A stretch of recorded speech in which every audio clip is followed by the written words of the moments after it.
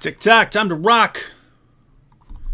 Good evening, good morning, good afternoon to all the Christians, the Muslims, the Jews, the atheists, the agnostics, the Hindus, the Buddhists, everyone all around the world who's watching right now. Thank you for joining us. This is the first time I've been live with Islam Critiqued, a.k.a.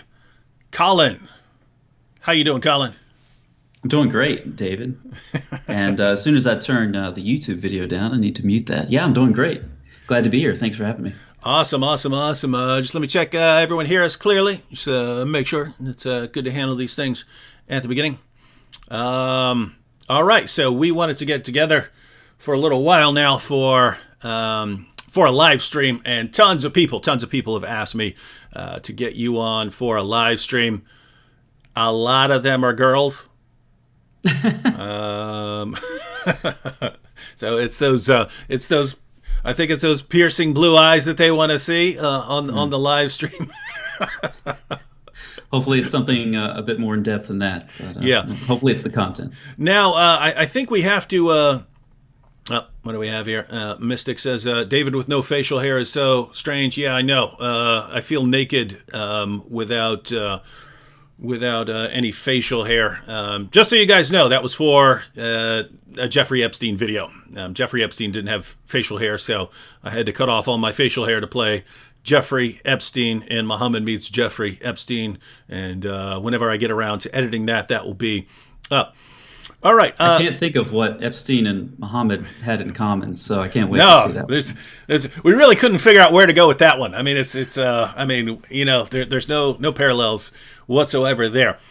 Vocab actually wrote that script, which is cool because we have slightly different senses of humor. So people who watch them can notice there are kind of there are differences in the way we script out our episode.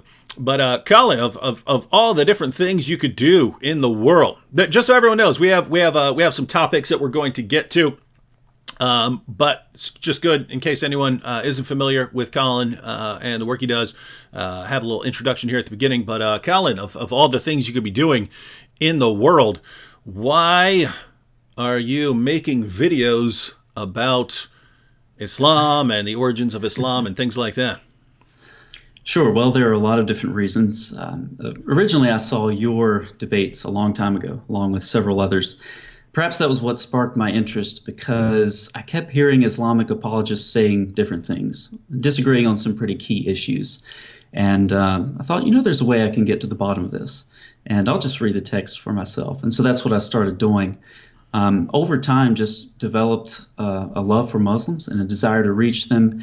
And more recently, just really developing some interest in those early formative years of Islam and the types of things that recent scholarship is shedding light on now that scholars are no longer willing to take the traditional Islamic narrative at face value. There's some really important things coming to light. It's a great time to be in Islamic studies and a great time to be spreading the good news to Muslims. So. Yeah, that is. These are really, really awesome times. And I point this out a lot. Guys, it's very easy to look around the world and you got persecution in Muslim lands and you've got all sorts of horrible things going on in the world. And it's easy to look at that, the terrorist attacks, the groups like ISIS and Al-Qaeda and so on. It's easy to look at all that and get discouraged. But man, if you really want to refute Islam, whatever background you're from, whether you're Christian or atheist or whatever, if you want to undermine and refute Islam, or if you want to reach Muslims with the gospel, there is no better time in all of history to be in, my friends. These are really, really cool times. Now, absolutely, and the internet. That's the cool thing about this whole internet thing is. Have you read the video on dreams and visions? Is Jesus awakening a Muslim world? I don't know if you've read that or not. Definitely recommend it to the viewers as well.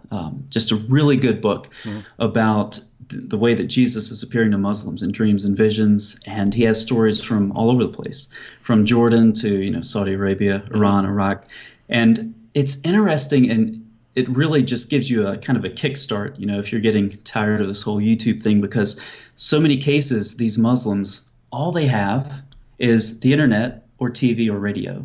So there's this woman who she asked this missionary, "Can I worship Jesus in the bathroom. And the guy's like, what are you talking about?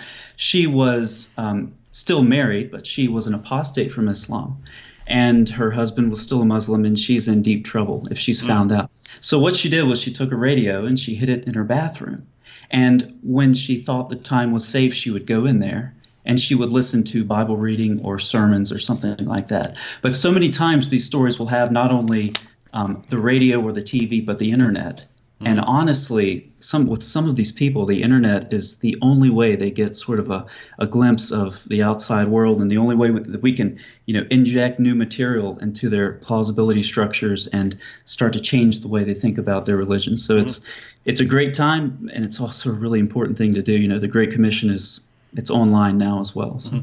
Yeah, actually, that's one of my goals for not right at the moment, but sometime later this year, and especially next year, will probably be one of my main, possibly my main focus is making sure that there's an online place that all the apologists trust, that we can direct Muslims to who in their own lands aren't safe going out to church. How can they have online fellowship, basically online church in their homes, where they don't have to go out and actually be in danger where they're from? Because it's just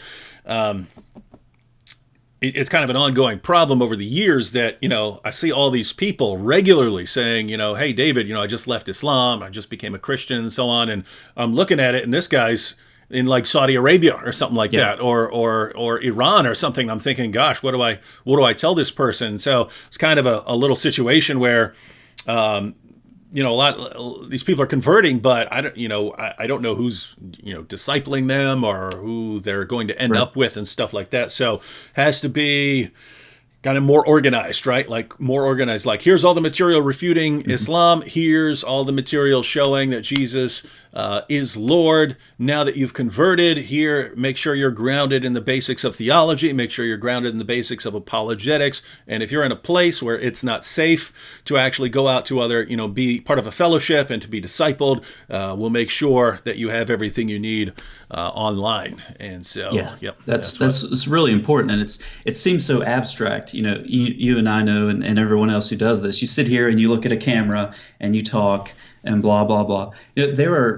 There's an ex-Muslim woman in a bathroom, listening to these videos. Yep. There's a man somewhere who's hiding in a closet or his bedroom, listening to these videos. And so it really makes a difference. So it's not as abstract as it feels.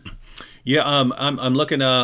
What's cool here is there are lots of other people who want to get involved. So we had Reason Answers Apologetics videos said. Act 17 apologetics got me interested in Islam, and Islam critique convinced me to start a YouTube channel. I'm so excited to see you together. And there are other comments like that. I'm not going to get to all of them, but here's another one. David, I'm 20 and you inspired me to start an apologetics YouTube channel. I start recording next week. That's awesome because, gosh, 10 years ago I was telling Christians, I was telling big Christian ministries, guys, do not miss this opportunity that these platforms are providing to get truth around the world. And it was, come on, that's just passing phase, David. And now, fortunately, everyone wants to jump in there. So cool times. Shout out to Oliver Kennedy in the super chat. He said, "God bless, keep up the great work," and Stevie AF as well. All right. So, there is one more. There is one more issue that we have to. There was one more. Big problem, elephant in the room. Why should we listen to anything you say, Colin, when I've heard from very reliable sources that you deep down you know that Islam is true, but you're being paid so much by Jews that you're refuting Islam for the money that you're getting in this world, even though it's true. Why should anyone listen to you, given that that's a fact? Well, you should listen to me because the Jews are wise investors. I mean, they're not going to make a bad investment. So take the Jews' word for it. Listen to Islam critique. Listen to David Wood. Ignore all of the money that we're just stuffing in our closets and under our mattresses.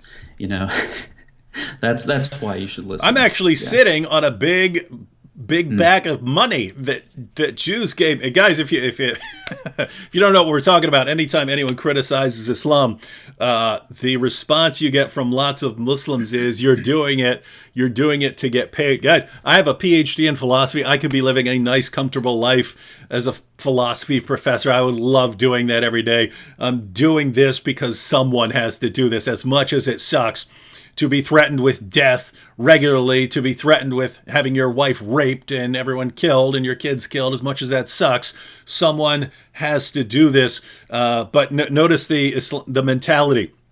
You guys can't actually have a problem with us modeling our lives after a guy who had sex with a 9-year-old girl and did all these other horrible things and called for the violent subjugation of the entire world. You can't possibly have a legitimate problem with that. It must just be for money. So, yeah, so there you go. I wish I would have started a stopwatch. I think it was about 2 weeks from the first video I posted. Maybe it's 2 months. From the first video I posted until the first time I got that comment, "You're getting paid by the Jews." And then I realized that the person was serious. And so there's sort of stage one, which is, I can't believe this person honestly believes that. And then there's the second stage of, these are the types of people I'm trying to reach. How on earth do I do that? So it's a problem. It really is. All right, so guys, when I talk on these live streams, I normally keep it like I normally do like bread and butter stuff, like jihad or Muhammad in the Bible, the standard topics. But it's cool to have other people on here who want to go into more depth on topics that I would not otherwise be covering, and that's what we're going to do right now. I'm going to hand things back. Basically going to hand things over to Colin, because he's going to be talking about some issues that I have not studied. Along the way, we'll take some comments and stuff. But basically, I'm going to hand a lot of time over to Colin to break things down. I'll try.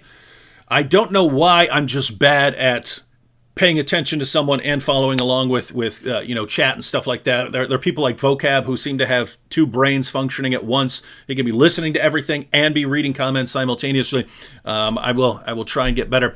But if anything is not clear, then let me know in the chat, and I'll try to back things up and go into a little more. Let me take one quick comment right now.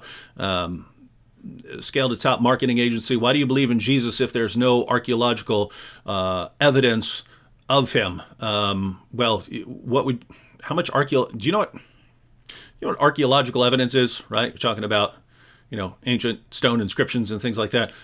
If you're talking about a historical person, the main evidence you'll be looking for is historical writings about him, right? Texts that were written about him. If you're talking about a first century Jewish carpenter who went around and had 3 years of ministry, what archaeological evidence are you looking for? Now, we do, just to be clear, we do have some very interesting things, inscriptions and so on. Those aside, the main sort of evidence you'd be looking for a first century person would be writings around him. And we have a lot. We have a lot of writings around about Jesus. And so that's the sort of evidence we're looking for. So if you want to know why we believe in Jesus, be happy to talk about that sometime later. And the first step of that is when you look at the Gospels. The first step, when you're looking at is a document credible, you're looking at verisimilitude. If we looked at the Gospels and they had no verisimilitude, they didn't look anything like the first century Greco-Roman world, then we would have a lot of problems accepting the Gospels. But the fact is that's not the case. Even Jewish archaeologists use the Gospels to help figure out where to dig and interpret what they find when they dig there. Mm-hmm. So just even if you're looking at just, step one, are the Gospels remotely credible as historical sources? Yes, they do contain verisimilitude, and that there are plenty of interfaces there with the archaeological evidence that archaeologists have been discovering, especially since the archaeology age has been flourishing since the 19th century. So. Mm-hmm. Once more, shout out to Indelible Sin 317. Thank you, Mr. Wood. Your story is an inspiration for me to come back more fully to Christ.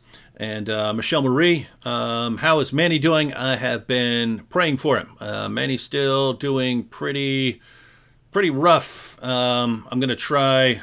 It just sucks because I keep traveling, but as soon as I get this next little trip out of the way, I'm going to go there and see him and Yeah, I'll record an update when I get up there. And Jan Kass said, I recently came into contact with a new secret believer in Turkey, baptized in secret last Saturday, came to faith due to Nabil and David. He can read his English Bible because his parents can read English. That is awesome. And, it's just cool. We hear about all these Christians in the underground church and being, baptized and so on. And just going to be awesome when there are so many of them, that the government can no longer stop them. So awesome times. All right. So we are going to start with everyone's favorite topic, eschatology. And I'm kind of tongue-in-cheek, but I also know it's true for a lot of people. They love hearing about eschatology, which I almost never talk about beyond, hey, we win or something like that, or talking about some of the things Muhammad said about the judgment. But don't go into a lot of detail. But for some people, that is a very, very important topic to them. So why would you want to be talking about eschatology right now? Yeah, well, you're watching the live chat. I'm not. But when you said the word eschatology, did like 400 people just sign off, or are we still okay? Especially over the last couple centuries and the recent decades, the renewed look into the earliest formative years of Islam has been revived. It's really interesting stuff. And so when you stop taking the traditional Muslim account at face value, you begin to ask, what were the earliest proclamations of the messenger, later known as Muhammad? What was the earliest proclamation in the Quran? What were the earliest proclamations in the Hadith? If you wanted to go back to the very beginning. It's really interesting stuff. So we'll set all of the immorality issues aside, and we'll talk about theology and eschatology. What we're going to see is that there is a very healthy strand of imminent eschatology in the Quran. Then we're going to see that people in the Quran respond to it. The messenger backs off a little bit. And then there's this kind of verse that comes out of nowhere that really looks like a later edition that goes against all of that other stuff. Okay, we're going to corroborate that imminent eschatology with the Hadith, with some traditions about Muhammad being resurrected, and see how this all fits into the historical context. And we'll see that the only thing that's missing in Muhammad's eschatological picture was an antichrist, which actually wasn't missing at all. And we'll go into Merkabah mysticism for that. So Muslims who are watching, it's a little bit tedious, but if we only cite one verse or two or three, Muslims will say we're proof texting. And we don't want any of those accusations. So I'm going to go through several verses from the Quran that talk about imminent judgment. So if you will, just, wipe your canvas clean and think with me as we sort of paint a picture of Muhammad and what his earliest claims were. I think it makes sense if we see him as a very charismatic individual who believes that the end is near and it's going to occur within his lifetime and within the lifetimes of the hearers of the message of the Quran. So, imminent judgment, Surah 15:3. Lead them to eat and to take their joy and to be bemused by hope. Certainly they will soon know. 16:1. Allah's commandment has come, present tense. 16:77. The matter of the hour is but as the twinkling of an eye, or it is nearer. Surah 21:1. Their reckoning has drawn near to men. 26:6. Therefore the news of that which they mock shall soon come to them. 40:18. The day of the impending ... The impending is actually feminine. It doesn't agree with day. So Allah forgot to put something there. So let's fill in the blank. That's a shocker. Help Allah out a little bit. The day of the impending hour, perhaps. That's what Allah meant to say. Surah 40:70. They, that is those who criticize the messenger, they shall soon come to know. 53:57 is my favorite. The near event, the near event draws nigh. Literally, it's the impending is impending. Surah 52:7-8. Most surely the punishment of your Lord is about to fall. And 54:1, the hour has drawn nigh. Are you picking up on this, David? Do you see how close judgment is? Sounds pretty close. Surah 36:49, it will seize them while they are still disputing. 67:27-29, but when they shall see it, nigh the faces of those who disbelieve shall be sorry.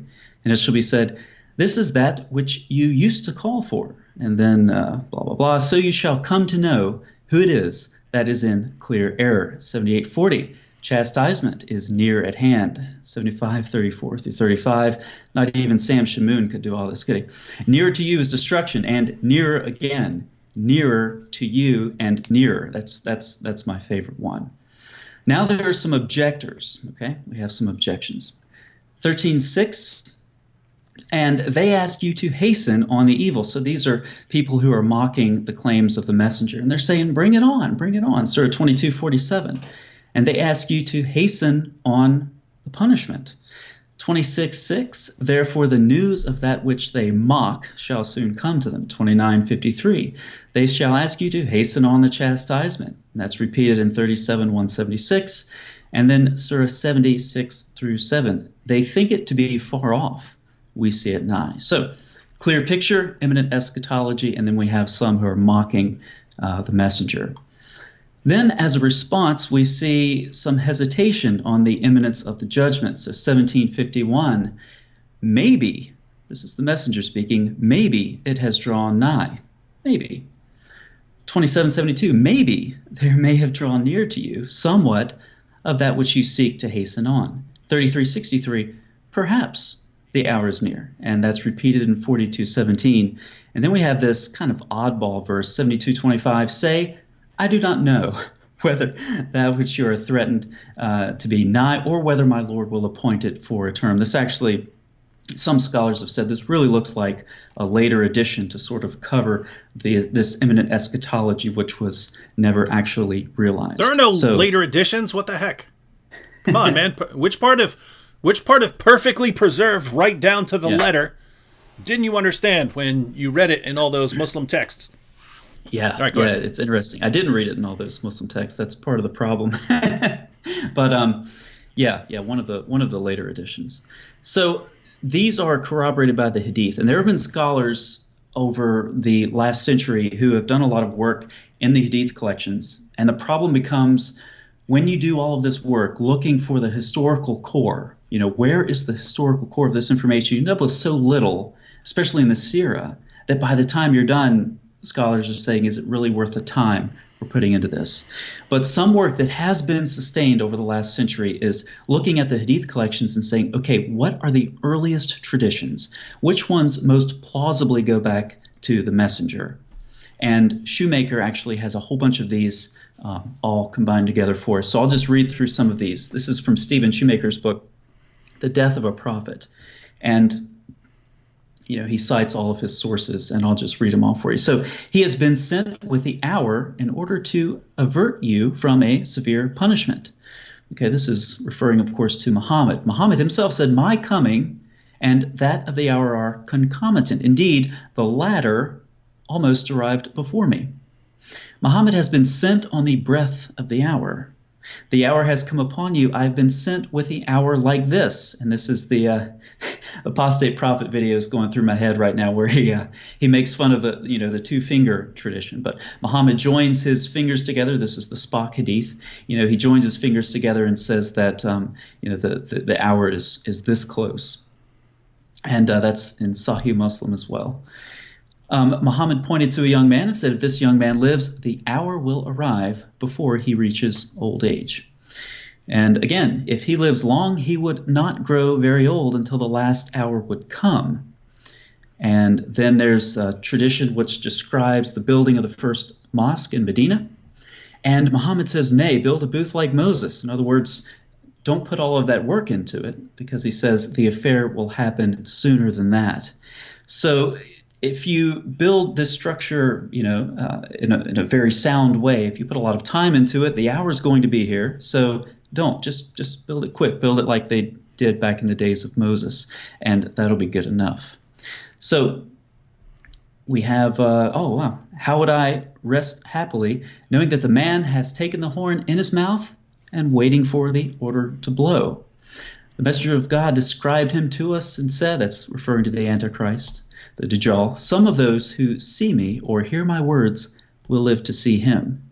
So pretty clear that these hadith corroborate the Quran. Now, there are several reasons to think. Could you repeat that last part of that last hadith? Sure. Are you referring to the one about the Dajjal, the Antichrist? Yes. No, as far as the people who hear him. Yeah, the messenger of God described him to us and said, "Some of those who see me or hear my words will live to see him." Yeah, interesting stuff. So why should we think these are early? Well, there are a couple of reasons, and one of them is that it's unlikely that later Muslims would come back and put these words on the lips of Muhammad or put them on the pen of Allah in the Quran. It's highly unlikely that Muslims would do that because these traditions actually became very problematic, to put it honestly. And I can't even read Tabari's treatment on this, but because it's so funny. But scholars have pointed out that this goes back to an early core of tradition that apparently Muhammad proclaimed, and it goes back to that early important time. And the evidence is that the Muslims didn't just jettison it when the hour didn't come. They didn't just toss it.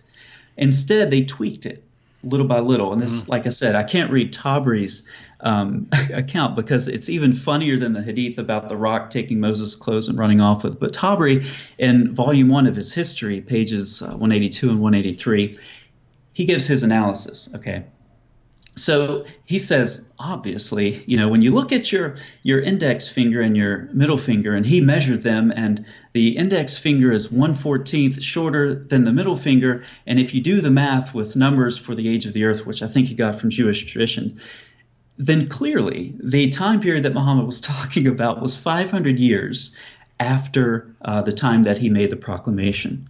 So Tabari was dumb enough to say that, but he was smart enough to put that outside of his lifetime. So if you do the math, it's like 200 years after Tabari died, after the term of his natural life. So smart. He makes this prediction, but it's far enough that nobody's going to falsify it in his lifetime. So pretty interesting. Yeah. All these guys, and you have different groups, prophesying the end of the world and stuff. On the one hand, you have to think they're silly, but on the other hand, you have to respect them when they're like, nope, June 19th, 1 year from right now is that's when it's going to happen. That's when the return is, right? I mean, because they are putting themselves out there. Unlike Tabari, but go ahead. Yeah. But when you think about, once again, we're painting the portrait of a prophet he's very charismatic, and he believes that the end of the world is coming. And part of this is the theological context of the Quran, because the question is asked when the Quran talks about messengers. There have been messengers sent to everyone, and where are all these messengers? And there end up being, a couple 100,000 of them. The reality is that the Quran is very centered on its place and its time. And there's this tradition of a cycle of destruction, actually, and it's one of those things like the story of Adam and Iblis that you get tired of reading because it occurs so many times. But there's a cycle of destruction, the people of Ad and Thamud and Noah and Midian and blah, blah, blah. And if you read the Quran, and it's tedious because of this cycle of destruction.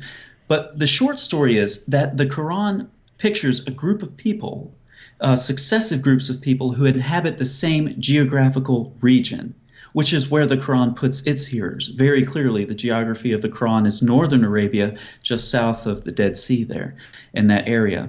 And so the Quran imagines that all of these people that it describes, the people of Ad and Thamud and so forth, they're all inhabiting the same geographical region, and they've all been successively destroyed by Allah.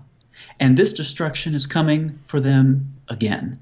Okay, so that's sort of the theological context that I think contributed to the messenger believing that the end of the world was going to occur in his lifetime. But there are also some historical factors, right? You think about this, the geography of North Arabia. I mean, what's happening around the 7th century and what had been happening? You think about the warring of the superpowers, right? The Byzantines and the Persians. What's one, especially if you're influenced by Jewish whatever, interpretation, mysticism, and we're going to see all that in this live stream. If you're influenced by, these Jewish traditions, War's a big one, right? And so the Byzantines and the Persians had been warring back and forth. What else do you need? You need some natural disasters. Dan Gibson has pointed out the prominence of earthquakes in this region of North America. So we have wars, we have earthquakes. What else do we have? We have plague, right? The plagues just rocked the urban areas, the crowded, city areas, especially of the Byzantine Empire. And when you read about the people who were killed in these plagues, the numbers are just staggering. And so the sky is falling. In Muhammad's day, he's been influenced by this tradition that we see in the Quran regarding the cycle of destruction, and he thinks it's coming for him as well. Another eschatological element that you need, of course, is resurrection. And it's interesting that Muhammad seems to have had his resurrection, or at least legends of it. One thing that we have to do when we see this massive gap in Islamic literature from the 7th century on to the time of the Sirah and the Hadith is turn to other literature, other contemporary literature.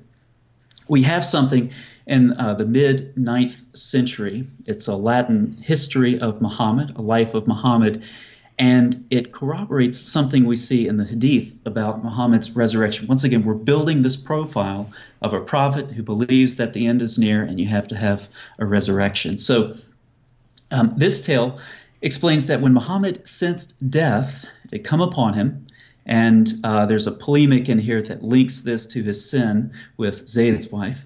He predicted that is Muhammad, predicted that he would be resurrected 3 days after his death by the angel Gabriel. Following his death, then, Muhammad's followers maintained a vigil, guarding his body and awaiting its resurrection. When 3 days later this did not transpire, Muhammad's body began to stink, and his followers convinced themselves that their presence was preventing the angel's appearance, so they left the body alone, and immediately, instead of angels, dogs followed the stench and devoured his flank. The dogs are probably what prevented the angel. So I'm just saying. That does have precedence, yes, in Islamic literature. A little puppy dog. So this is also a similar story that's told in a Syriac version, and where Muhammad had proclaimed himself the Paraclete, and so his followers expected him to arise after 3 days. Now, Muslims are listening to this going, that is nuts. That's utter nonsense. Sunan ibn Majah and Sahih al-Bukhari. All right, we'll start with Sunan ibn Majah. By Allah, this is Umar speaking, the messenger of Allah has not died. Umar couldn't accept his death. And he will never die until the hands and feet of, what is it about Umar and people's hands and feet being cut off? Then Abu Bakr stands up and he recites a verse that no one had ever heard before, Surah 3:144. Muhammad's going to die like everyone else. Bukhari's version of this, Umar stood up and said, by Allah, Allah's messenger is not dead. Verily, Allah will resurrect him. So it seems that Muhammad convinced his followers, or was convinced himself, about his own resurrection, once again contributing to this prophet who believed that the eschaton was near, and perhaps so was his resurrection. So, I'm sorry, did you have something? Oh, no, I was just, did that wrap up that? Is that the content you wanted to put into that section? No, I mean, think about the wars of apostasy, right? So, we think about people leaving Islam because of, getting out of the heavy yoke of Muhammad and the commanders of the believers who are later referred to as caliphs. How about people just didn't believe Muhammad's message? Yeah. I mean, he says that the end is near, within my lifetime and within your lifetime. He says this to his hearers, and that doesn't happen. And then he dies, but he's going to be resurrected, and then that doesn't happen. Yeah. When you think about the massive waves of apostasy in early Islam, it seems to me that this was connected every bit as much with Muhammad's theology and his failed eschatology as it was with, getting out from under Muhammad's heavy yoke. But what's Islam today? If I go ask a Muslim, what's religion? What's your religion about? Well, what's it about? It's about Tawheed. It's about oneness. And why did Muhammad come? He came to restore the Arabs, right, to monotheism. No, he didn't. That's a later development.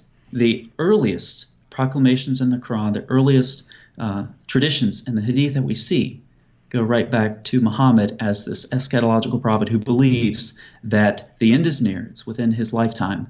It's going to happen, and it never does.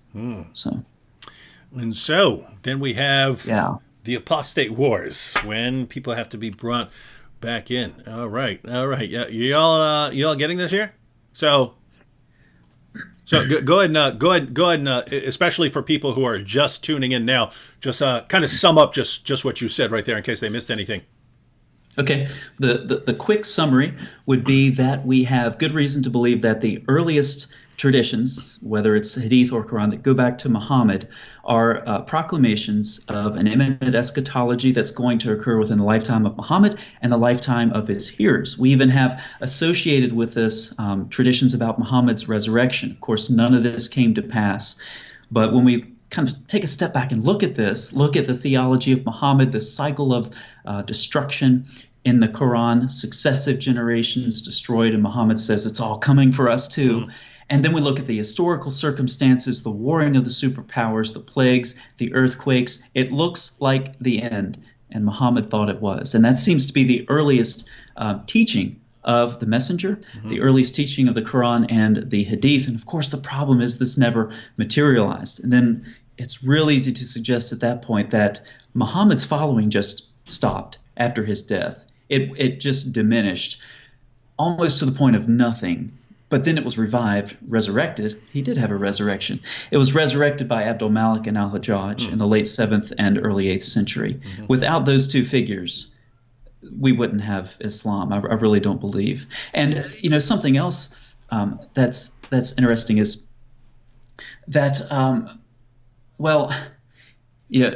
think that Jay Smith has done a real good job of bringing this out as well. But when you think about how Islam was dropped by Muhammad and then picked up by Abdul Malik, Muhammad wasn't just a failed prophet for the one true God. He failed really as Satan's prophet. I mean, if you view Islam as a religion driven by Satan, and if you see Muhammad as a false prophet, he didn't even do his job. He didn't even do it well enough to keep it sustained as something that Abdul Malik and al-Hajjaj had to pick up later on. So there's a lot of good polemic in there, but the core message to the Muslims is hey, the earliest proclamation, the most authoritative proclamation of your messenger we see in the Quran and the Hadith never materialized. It's been suppressed, and now Islam is all monotheism. Muhammad came to restore monotheism to the pagan Arabs, and that's just not how Islam began. All right, you're going to see where we're going with this here in a minute. Take a couple comments real quick. In the super chat, Cole of Centauri says, "My great grandmother was a Spanish Jew, so I have some Jewish money. God bless y'all in Jesus' name." Just give us all that Jewish money. We need it all. SB, there's a rabbi knocking at my door right now. Just wait a second. SB in the super chat says, "Thank you and God bless you, my brothers in Christ. I love, appreciate, and value your work very much." Thank you, SB.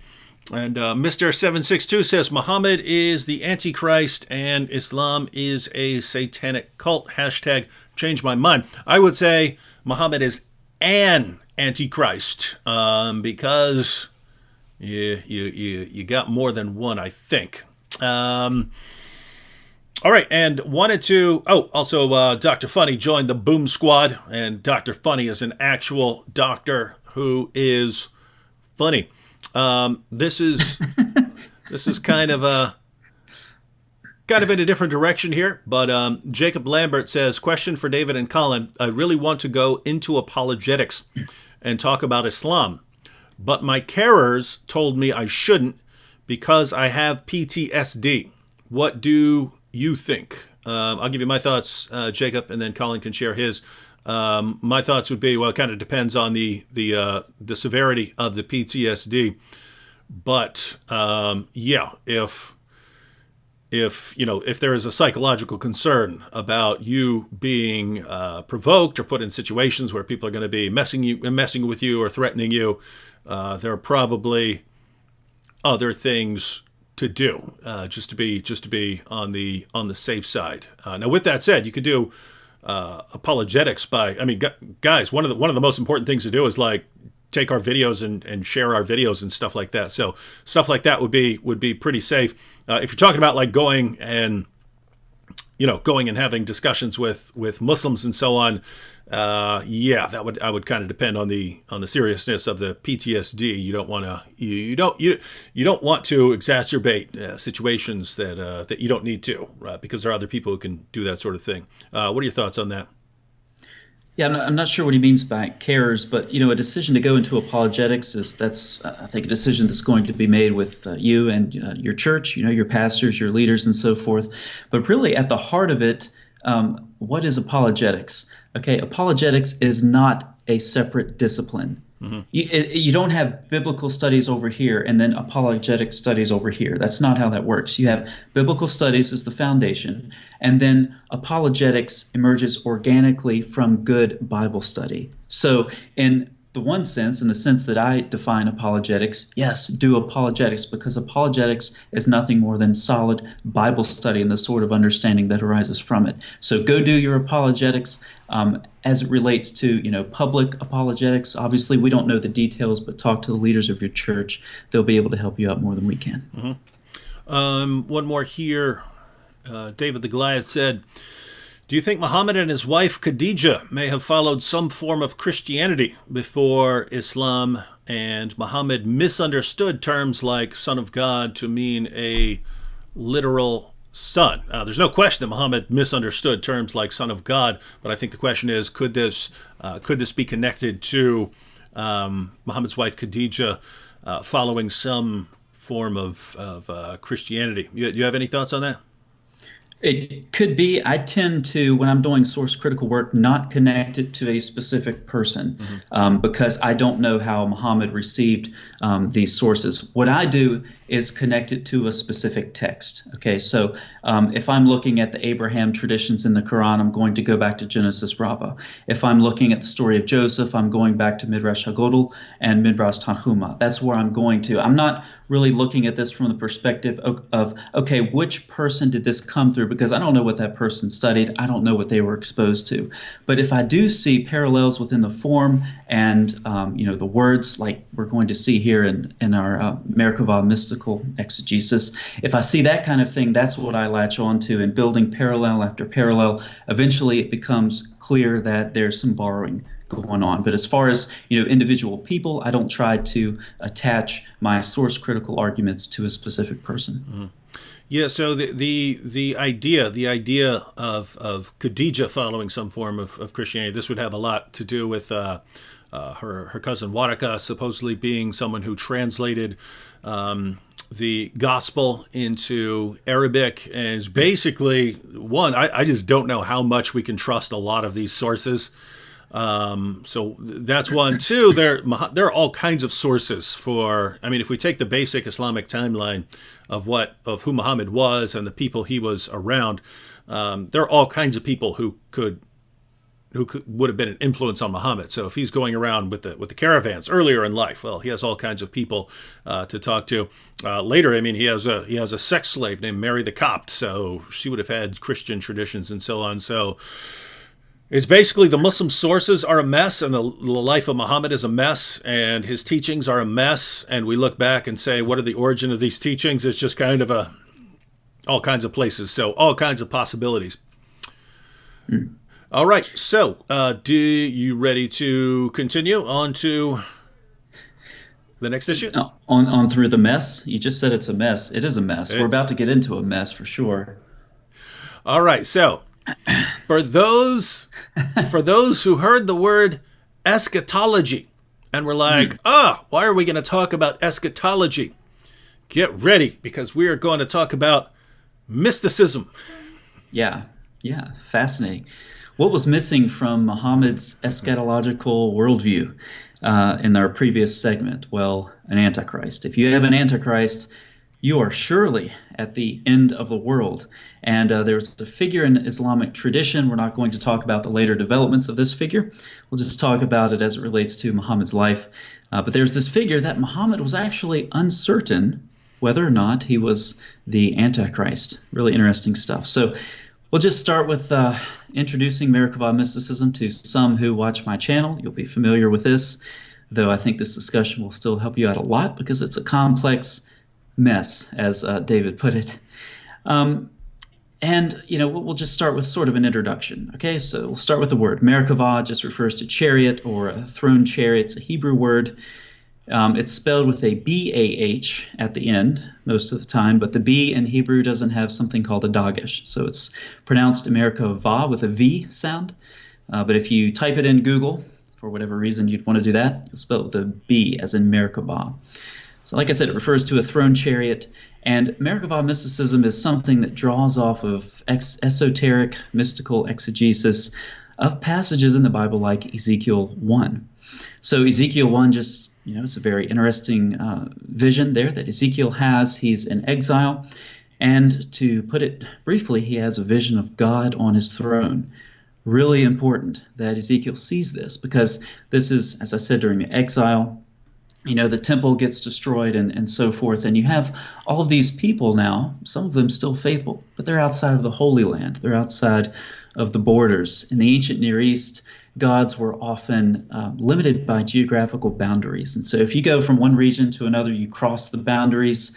Now you're in the territory of God A, B, C, and D. You pay your respects, you pay your homage to them. Ezekiel's outside of the borders of Israel, but he sees God on his throne. God is still sovereign. Moreover, God's throne goes wherever he wants it on a whim. So God is enthroned over the whole cosmos. This is what Ezekiel sees. It's a really important message. This is the earliest form of mysticism that we see emerging in the Tannaitic period. That would be starting about the 1st century. A lot of these traditions are related to or go back to Rabbi Akiva, very big name, obviously. I'm sure most people watching are familiar with Rabbi Akiva, once again spelled with a B-A at the end, but pronounced with a V. And the goal of the Merkabah mystic was to see what Ezekiel saw, to put it short. The temple was destroyed, obviously, in Ezekiel's time. When else was it destroyed? It was destroyed in AD 70. The temple was destroyed. Ezekiel saw a vision. The temple was destroyed in AD 70. Some rabbis started this mystical exegetical tradition. Think about this from a religious Jew's perspective. A Jew who's involved in the cultic worship at the temple, and I'm using the word cultic not like Jehovah's Witnesses, okay? It's a technical term. It refers to ritual worship, okay? So you have Jews involved in cultic worship in the temple. You've rejected the Messiah. Now the temple is destroyed. How do you get close to God? And so the rabbis turn to their interpretive expansions to answer this question. So Merkabah mysticism developed. And I think this was brought on entirely or accelerated at least by the destruction of the temple. So how do you ascend or descend? The mystics are paradoxical. Okay, they acknowledge that God's throne is in the 7th heaven and so forth, and the mystical goal is to ascend all the way up to God's throne room. So how do you do this? Well, obviously the first thing you do is you adjure the Prince of the Countenance, who is a rather mysterious figure, and you adjure him exactly 112 times. And you're supposed to count them on your fingers as you do this. There is a list of Hebrew consonants. Of course, Hebrew, you have the consonants, and then you point it differently, and it sounds differently. You vocalize it differently because you change the vowels. And so you recite strings of these consonants. And if it's in the other room. There's actually a book. I could read some of those to you. We could all have a mystical experience together.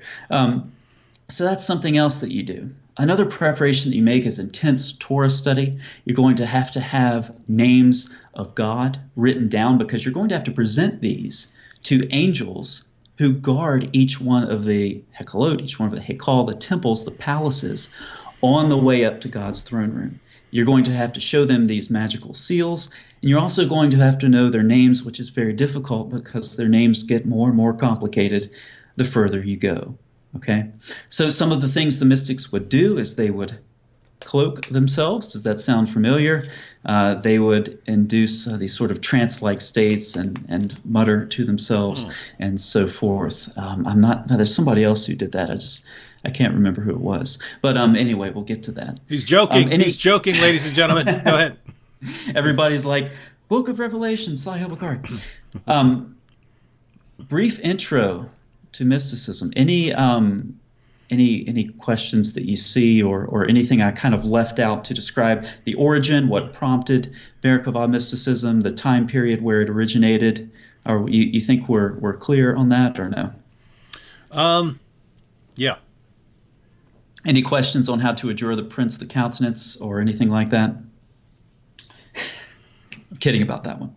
No, I think we're good. Should we take a couple comments real quick? Okay. Great. Oh! I'm sure there's there's some entertaining ones. Sure. Oh no. That's I try to get the yeah, I try to just look for anything interesting, whether it's related to the topic or not. But Mike here said Khadijah's Christian cousin Waraka bin Naufal bin Asad bin Abdul-Uzza proclaimed Muhammad as a prophet. What is your take on a Christian starting Islam in a way? Again, Mike, I'm not entirely confident in the historical sources, but if we go in a straightforward manner from the Muslim sources, here's what we would say. Muhammad's interpretation of what he encountered in a cave was that it was demonic, right? He ran out of there and tried to kill himself because he didn't want his people making fun of him as some sort of possessed poet. So he runs home to his wife when whatever it was that he encountered wouldn't let him jump off a cliff. So he runs home to his wife screaming, cover me, because she's kind of a mother figure. Muhammad's mom would have been about 15 years older than him. She died when he was 6. He marries a woman who's about 15 years older than him. This dude had all kinds of issues. But Muhammad runs home to Khadijah, and Khadijah, who sees that her husband is suicidal, and her cousin Waraka say, no, that you're not possessed, you're a prophet. You're getting revelations from God. So there are a couple things here. And the reason we would bring these up is because Muslims like to use this, right? Like as some sort of evidence. Even Waraka admitted that he's a prophet. This is the proof. One, we know next to nothing about this guy. Two, who makes him an authority, right? Who makes him an authority? There are all kinds of people down through history who said, "Oh, that guy's a prophet," and we don't listen to them, right? The people who identified Joseph Smith as a prophet, those guys all would have been raised as Christians, right? You don't say, "Oh, they're raised as Christians, therefore, whoever they say is a prophet must be a prophet." So one, assuming Waraka identified Muhammad as a prophet, we'd have to know what authority does Waraka and Khadijah have to say who is and who is not a prophet. So that's one issue. But apart from that, think about what Waraka would have known about Muhammad's message that early on, right? It would have been, here's a guy among the Arabs who's running around preaching monotheism. That would have been about the extent, right? We don't have and you have to violently subjugate the entire world, and you have to subjugate all other groups, and anyone who says that Jesus is the Son of God and stuff, you have to subjugate them. You don't have that yet, right? Those things come later. So you can imagine someone who believes in Christianity, who sees a guy rise up and start proclaiming monotheism. You can see why someone would say, "Hey, this guy's a prophet." So, being as charitable as possible with the sources, I think that's what I would say. If we grant everything and say that Waraka identified Muhammad as a prophet, it's no idea what authority Waraka has, but even if he's very knowledgeable, you could say, well, this guy is proclaiming monotheism in a pagan culture, so looks like he's getting revelations. We don't know what Waraka would have said about if he had been familiar with Muhammad's later revelations, if he were in fact knowledgeable about Christianity, about the Christian text, then given things that Muhammad said later, long after Waraka's death, he would have had to reject him. He would have had to reject him because Muhammad clearly and indisputably rejected the core foundational doctrines of the Bible. What are your thoughts, Colin? Yeah, as you indicate, there's a disconnect between Islam, as people say it in common parlance today, and the earliest proclamations of the messenger. Fred Donner's made a very good case that Islam began, now it didn't last too long like this, but it began as sort of an ecumenical monotheistic movement. This is why we find approval statements in the Quran of Jews and Christians. Now, of course, that goes away later on. But Donner's point is that, initially it's an end of the world. Everybody's in. If you're a monotheist, do you believe in God? Okay, hey, you're in. Your scriptures are good enough, Surah 5:43 through 48. The messenger says to the Jews, your scriptures are good enough, he says to the Christians, and the Muslims can use the Quran. Everybody's in. And so, yeah, I think early on it was this sort of universal, once again, an ecumenical movement. And so it wouldn't have necessarily met with resistance from Christians or Jews. Now, that changed, obviously, very quickly. I think it was a very short experiment. But so there's a disconnect there when you say that someone else started or a Christian started Islam. Well, Islam then isn't what it is now. So I think the question's moot in that sense. Mm-hmm. Here's one from our good Muslim friend, Abdul Rahman Muhammad. He said, compare the Quran to the Bible. So this is when we said Muslim sources are a mess. Compare the Quran to the Bible. What's a mess? You believe that God died? Really? God died? He was tortured by his enemies? What a mess, the Bible or Quran. If you're going to make fun of Christian doctrine, you should at least accurately state it or try to understand it. The claim is not that God, as he exists in eternity, somehow died. It's that God entered into creation, took on flesh as Jesus of Nazareth, and it was for a purpose. It wasn't just he accidentally fell into the hands of his enemies. It's basically God's justice is perfect. All sin has to be punished, but God's love and mercy are also perfect. So what does a God who is perfect in justice and perfect in love and mercy do when confronted with human sinners, people like us who do bad things? What does he do? Well, justice would be calling for us to be punished. Mercy and love would be calling for forgiveness. What is God going to do? In Islam, the solution to this problem is to reduce and diminish God's attributes so that Allah just isn't very loving. He doesn't love unbelievers. He doesn't love all kinds of people. That's really the main reason that people like Abdul Rahman here have in understanding the Gospels. They don't understand a God who would actually love them enough to do something like that. Allah just isn't that loving. But at the same time, Allah's justice is all messed up. Allah can just let some sins slide if he wants. He can just say, I'm just not going to punish all these things. Or, as he does, according to Muhammad, he can take the sins of Muslims and put them on the backs of Jews and Christians. Allah's justice is all over the place. But in Christianity, God's justice and love and mercy are all perfect. And so the solution to the problem of sin, God being confronted with human sinners, is that God decides to pay a debt that we owe, so that at the end of time, whatever you want to say about Christianity, at the end, all sin has been punished, every last bit. Justice is perfect. And yet, look at what God did for us so that we could have forgiveness. Love and mercy are perfect. And so, Abdul Rahman, where's the mess? I mean, you have this prophesied in the Old Testament. God told us ahead of time that this was going to happen. Then it happened. It's confirmed by the guy who lived the most miraculous life in history. It's confirmed by endless witnesses, and your response is, oh, it's just a mess. What you mean is you don't like it. Your thinking has all been completely clouded by Muhammad, and therefore it's all a mess to you. But that's your problem, right? That's your problem. When we're talking about the Quran being a mess, we're talking about something completely different, right? If we're talking about Islamic theology being a mess, yes, Islamic theology is a complete, utter, total mess. But we're talking about things like the sources and where we're getting those sources and the history. It's all one big massive mess. Even the Quran, right? It's a big disorganized mess. It constantly brags that it's perfectly clear and you don't need to go outside it to understand it, but you do. You can't understand it. It's not even arranged in chronological order. You've got passages that cancel other passages. One big massive horrible mess. So that's a fact.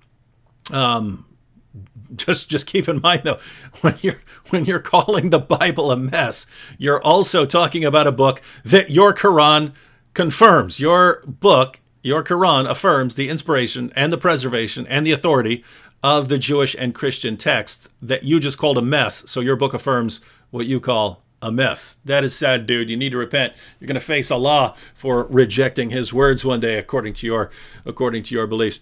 Anything you wanted to add to that there, Colin? I just wanted to.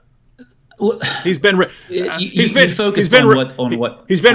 running his mouth in the chat, so I just wanted to get off that, even though it's kind of a tangent. You focused on what God did, and that's the key, and it's put very, very straightforward in Romans 3, and this is verse 26. It was to show his righteousness at the present time, so that he might be just and the justifier of the one who has faith in Jesus. What biblical theology does is that it puts the solution to the sin problem where it needs to be, and that's in God's realm. When we sin, we are out of God's presence. God is life, and so death follows. We have to die. Jesus took that death on himself, and he had to do that as God so that he could be just and the justifier. It's not something that we can do. Our sins are an offense before God, and they need to be made right in a way that God approves of.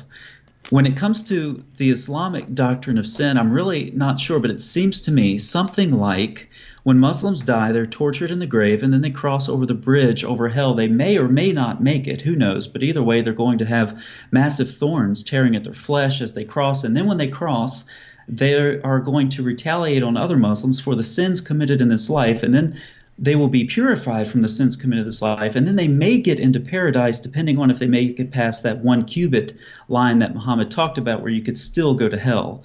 So when we think about the doctrine of sin between Christianity and Islam, I'm still going to maintain that the doctrine of sin is a mess in Islam, and the Islamic texts are a mess in Islam for a whole variety of different reasons. But seriously, though, to this person, God is just and the justifier. In biblical theology, the problem of sin is put in the realm of God. That's where it needs to be, because he's the only one who can provide a solution for the sin problem. So in a nutshell, for the Muslims, you are not righteous enough to live in the presence of God. That means if you are ever going to live in the presence of God, you need a righteousness that does not come from yourself. You need a righteousness that comes from somewhere else. The gospel is a message about how God gives you his righteousness because you're not good enough on your own. In Islam, you're kind of on your own, in which case you are pretty screwed. You're in all kinds of troubles, dude. You're in all kinds of trouble. And what do? You make fun of it. You make fun of the Bible, and the Bible affirms, the Bible is affirmed by your book. Quick shout out to Nate Lawrence, who joined the Boom Squad, the greatest group in the history of humanity, and Theosis Redneck in the super chat, who said for commercial viability. But for those of you who don't know what he's talking about, YouTube said it reserves the right to just cancel channels based on whether they're commercially viable. There's no reason for YouTube to do that except unless they're planning on banning lots of channels down the road based on their content and they want a justification. There is a quick comment here from Jimmy Kahn. Jimmy Kahn, when I was talking about the Bible, said it's abrogated. I assume he's saying that according to the Quran, the Bible's abrogated. Jimmy, if the Bible's been abrogated according to your Quran, then Allah is the worst communicator in all of history, the most absolutely horrible communicator ever. And that's what you're just telling me right now. Because Surah 5, verse 43, the Jews come to Muhammad to judge a dispute that they were having. Allah says they come to Muhammad. So they come to Muhammad. They're saying, Muhammad, would you judge this dispute we're having? Allah says, why are they coming to you when they have the Torah? And then he tells them if they don't judge by the Torah, they're in rebellion against God. Does that sound like it's been abrogated, that it's no longer in play? Because it really sounds like Allah is saying, Muhammad, why do they need you when they already have their revelation? Right? Just a few verses later, directed towards Christians, Allah says, let the people of the gospel judge by what Allah has revealed therein. If any fail to judge by the light of what Allah has revealed, they are no better than those who rebel. And the next verse says that Muslims judge by the Quran. So if you actually read your book, which you obviously don't, Jimmy, if you actually read your book, you'd find that the position of the Quran is that Allah has sent prophets into all the world, And this actually ties into some of what we were talking about earlier, the eschatological view and so on. The Islamic position is Allah has sent prophets into all the world. This is what you get if you just read the Quran and don't put your own ideas into it. Allah has sent prophets into all the world. Different groups have their revelations. The last group to receive their revelations were the Arabs. They didn't have a book in their own language. They were the last group. Everyone else had a prophet in their own language except the Arabs. And Allah realized that the Arabs on the Day of Judgment would have an objection. They'd be able to say, wait a minute, why didn't we have a revelation? We would have served God better than all these other people if only we'd had a revelation in our own language. So Allah says, all right, I'm giving them Muhammad to give them a revelation in their own language. That way they won't be ignorant. But now that Muhammad has come, now every group has their revelation, and each group needs to judge by its own revelation. Jews need to judge by their revelation. Christians need to judge by their revelation. And Muslims need to judge by their revelation. And so that's the position of the Quran. What happened was eventually Muslims started going out and actually looking at these other revelations and realizing, these don't line up with Islam at all. They must have been corrupted. Even though according to the Quran, no one can change Allah's words. No one can change Allah's words. The Bible, the Torah, the gospel were still authoritative for Jews and Christians. Makes no sense if they'd been corrupted. But they started realizing this, so they had to say corrupted. Why? They couldn't say the obvious, namely, hey, Muhammad didn't know what he's talking about. They'd get their heads chopped off for saying that. So they had to say corrupted. But fortunately, Jimmy, we're not in that position. We can look at Muhammad and say, okay, Muhammad thought that all the other revelations line up with him. They don't. According to Muhammad, no one can corrupt Allah's words, but Muslims today say everyone's basic. Is there anyone who hasn't corrupted Allah's words? Because based on what Muslims tell us, every group that's ever existed except Arab Muslims, everyone has corrupted their revelation. So massive problem. This is totally incoherent. And by the way, Abdul Rahman, this is exactly some of the stuff we're talking about when we say that the Quran is a mess. Your book affirms scriptures that completely contradict your book. There are only two possibilities. Either we have the word of God or we don't. If we have the word of God, your book is false. If we don't have the word of God, your book is still false because your book affirms our book. So either way, your book is false. You need a new religion, dude. Get a new religion. Back to you, Colin. You're in rare form. I'm trying. This question, it is a complete mess, like you said. And just in case it wasn't clear what we meant by all this, you take Surah 18, for example. Okay, here's what it looks like. Okay, Surah 18 to Muslims, it's the word of Allah. Here's what Surah 18 looks like. It looks like someone sat down on a table and they had some Syriac legends over here and some Christian legends over here and some Jewish legends over here. And they took a couple of pages out of each one of these and they stapled them together, and there's Surah 18. That's in part, what we're talking about when we say the Quran is a mess. Then there's the problem that David's talking about, where the Quran affirms the Torah and the gospel. But here's the problem. The Quran does not know the difference between Torah and Midrash. Mm-hmm. That is a huge problem. Huge. We've seen this in the video I produced on Abraham and Zarathustra. It's a little bit technical. I boil it down, condense it a little more in a video I have coming out probably tomorrow on the Joseph story. Surah 12, this is where Potiphar's wife calls the assembly of ladies, and Joseph's so hot they cut their hands, right?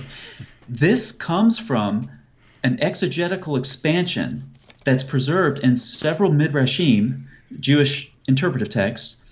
And I go back in Genesis 39 and I show you from the Hebrew where these exegetical expansions developed.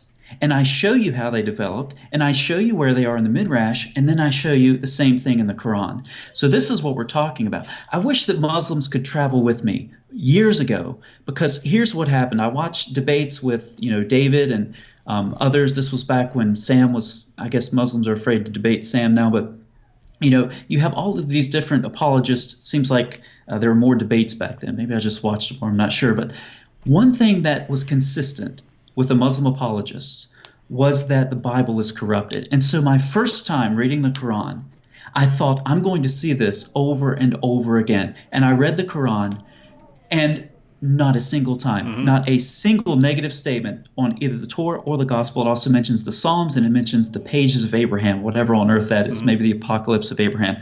And in fact, in my last trip through the Quran, because I go through periodically to make a new set of cross-references and notes for the topics I'm tracking on.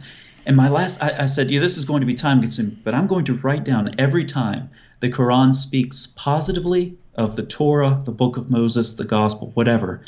And I got sick of it by about the third or fourth chapter. I'm done with this. It takes too much time. My logic is, if I ever run into a Muslim with doubts and I give him all the verses I've memorized and he wants more, I'll just open the Quran, point to a page, and chances are I'm going to be somewhere near where the Quran speaks well of the Torah.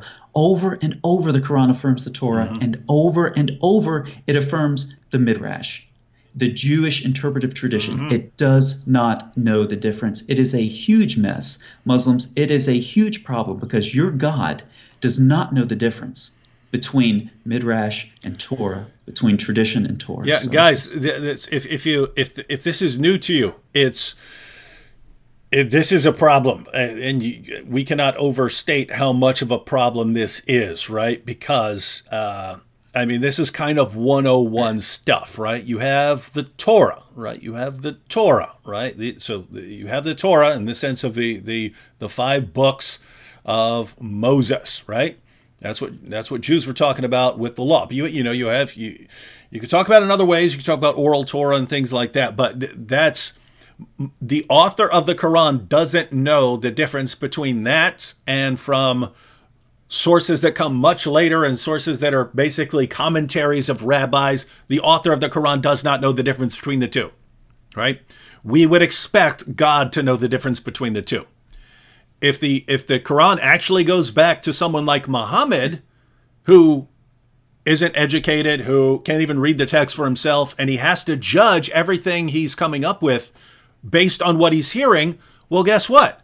There are Jews quoting the Torah and there are Jews quoting the Midrash. He doesn't know the difference. He just hears Jews quoting this stuff, right? So if the Quran comes from Muhammad or from some other source or something like that, we can understand that. What doesn't make sense at all is the idea that it comes from God, because God, if he is omniscient in Islam, he should know the difference between the Jewish sources. One quick comment here, and then it'll be back to you, Colin. Wahid said, how do you respond to someone who says that the Quran can't abrogate itself? It's pretty simple, Wahid. You hear this from Muslims nowadays who basically don't read their sources, don't read their materials, and they're looking for some sort of basis for saying that when the Quran talks about abrogation, it's actually talking about earlier scriptures and so on. But these are people who have no clue what they're talking about. One, their most trusted hadith collections are filled with stories about Muhammad's companions saying this verse abrogated that verse. This verse abrogated that verse. So if they want to say they're wrong, then they're saying that Muhammad's companions, the people who learned the Quran from Muhammad himself, they all got this wrong and they didn't understand what abrogation meant, and no one ever bothers to correct them. Muhammad never bothered to correct them and say, what? You're talking about what? You think abrogation is this part of the Quran abrogating that part of the Quran? Second, if you go to the passages of the Quran that deal with abrogation, like 2:106 and so on, 16:101, if you go to the commentaries on this, the historical background for the revelations of these verses were that the unbelievers were mocking the Muslims because their prophet kept contradicting himself, right? They were making fun of Muhammad, saying, hey, your prophet reveals one thing one day, and then he comes back later and reveals something totally different. What's going on with your prophet? That's the historical background. I would say in response to those guys pointing out that the Quran contradicts itself, in response to those things, then Allah revealed that, Allah can abrogate or cancel verses in favor of other verses, right? So that's the historical background. It's not an issue of the Quran canceling prior revelations.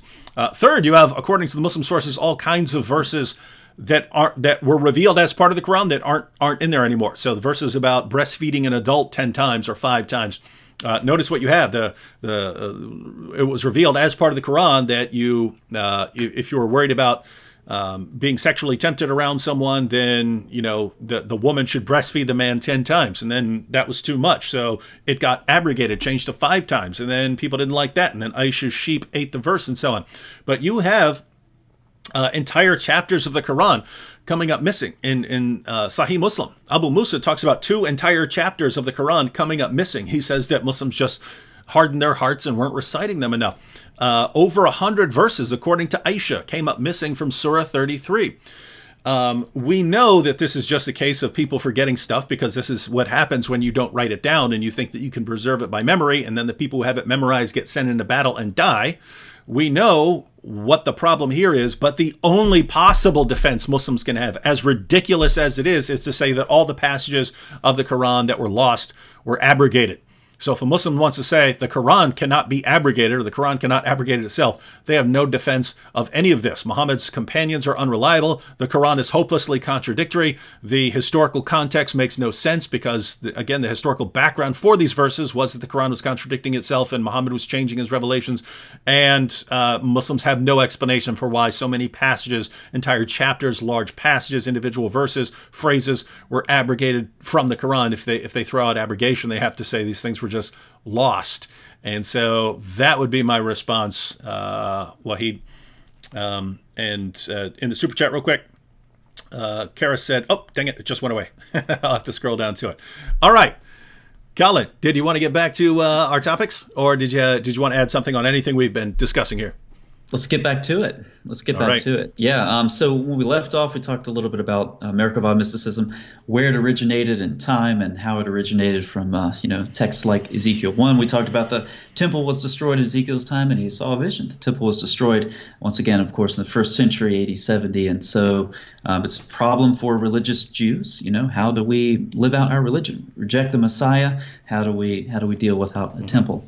And so this gave rise to, accelerated this whole mystical tradition. So, story time, everybody. We'll go to Sahih al-Bukhari, and I'll just read a typical tradition, okay? As we go through this discussion with Ibn Sayyid and Muhammad, he's a Jewish boy mystic, okay? He lives in Muhammad's time in Medina, and what you're going to find is that these traditions are start to finish embarrassing for Muhammad. It's absolutely marvelous, miraculous that they were preserved, because at every step of the way they're embarrassing. So I'll just read one example from Sahih al-Bukhari, then it's a lot to unpack, and we'll wade into the weeds fairly deeply as we go through this stuff. But here we go.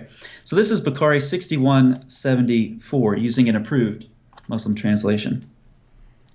Umar talked about Muhammad and Ubay bin Ka'b.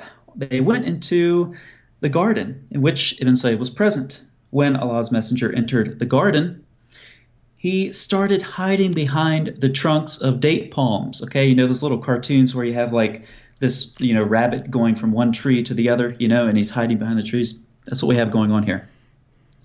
Muhammad is hiding behind the trunks of date palms, intending to hear something from Ibn Sayyid before the boy could see him.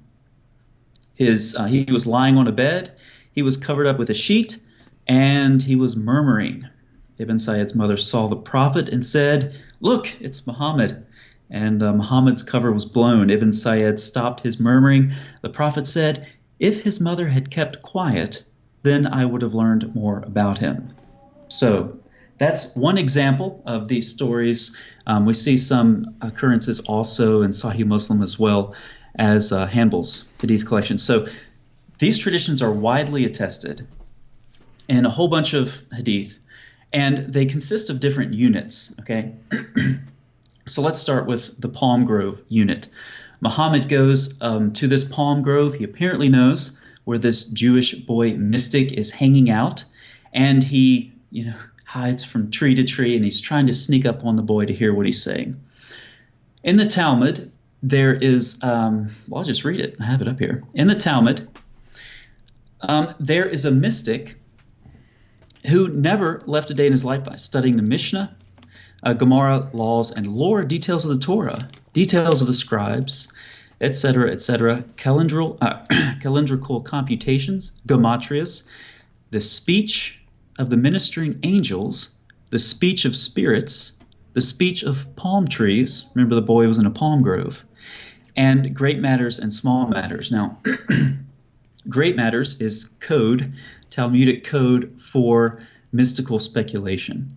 Okay, so this boy is in a palm grove, and he's cloaked, he's veiled himself, and he's in some sort of a trance, and he's murmuring. That's the palm grove unit.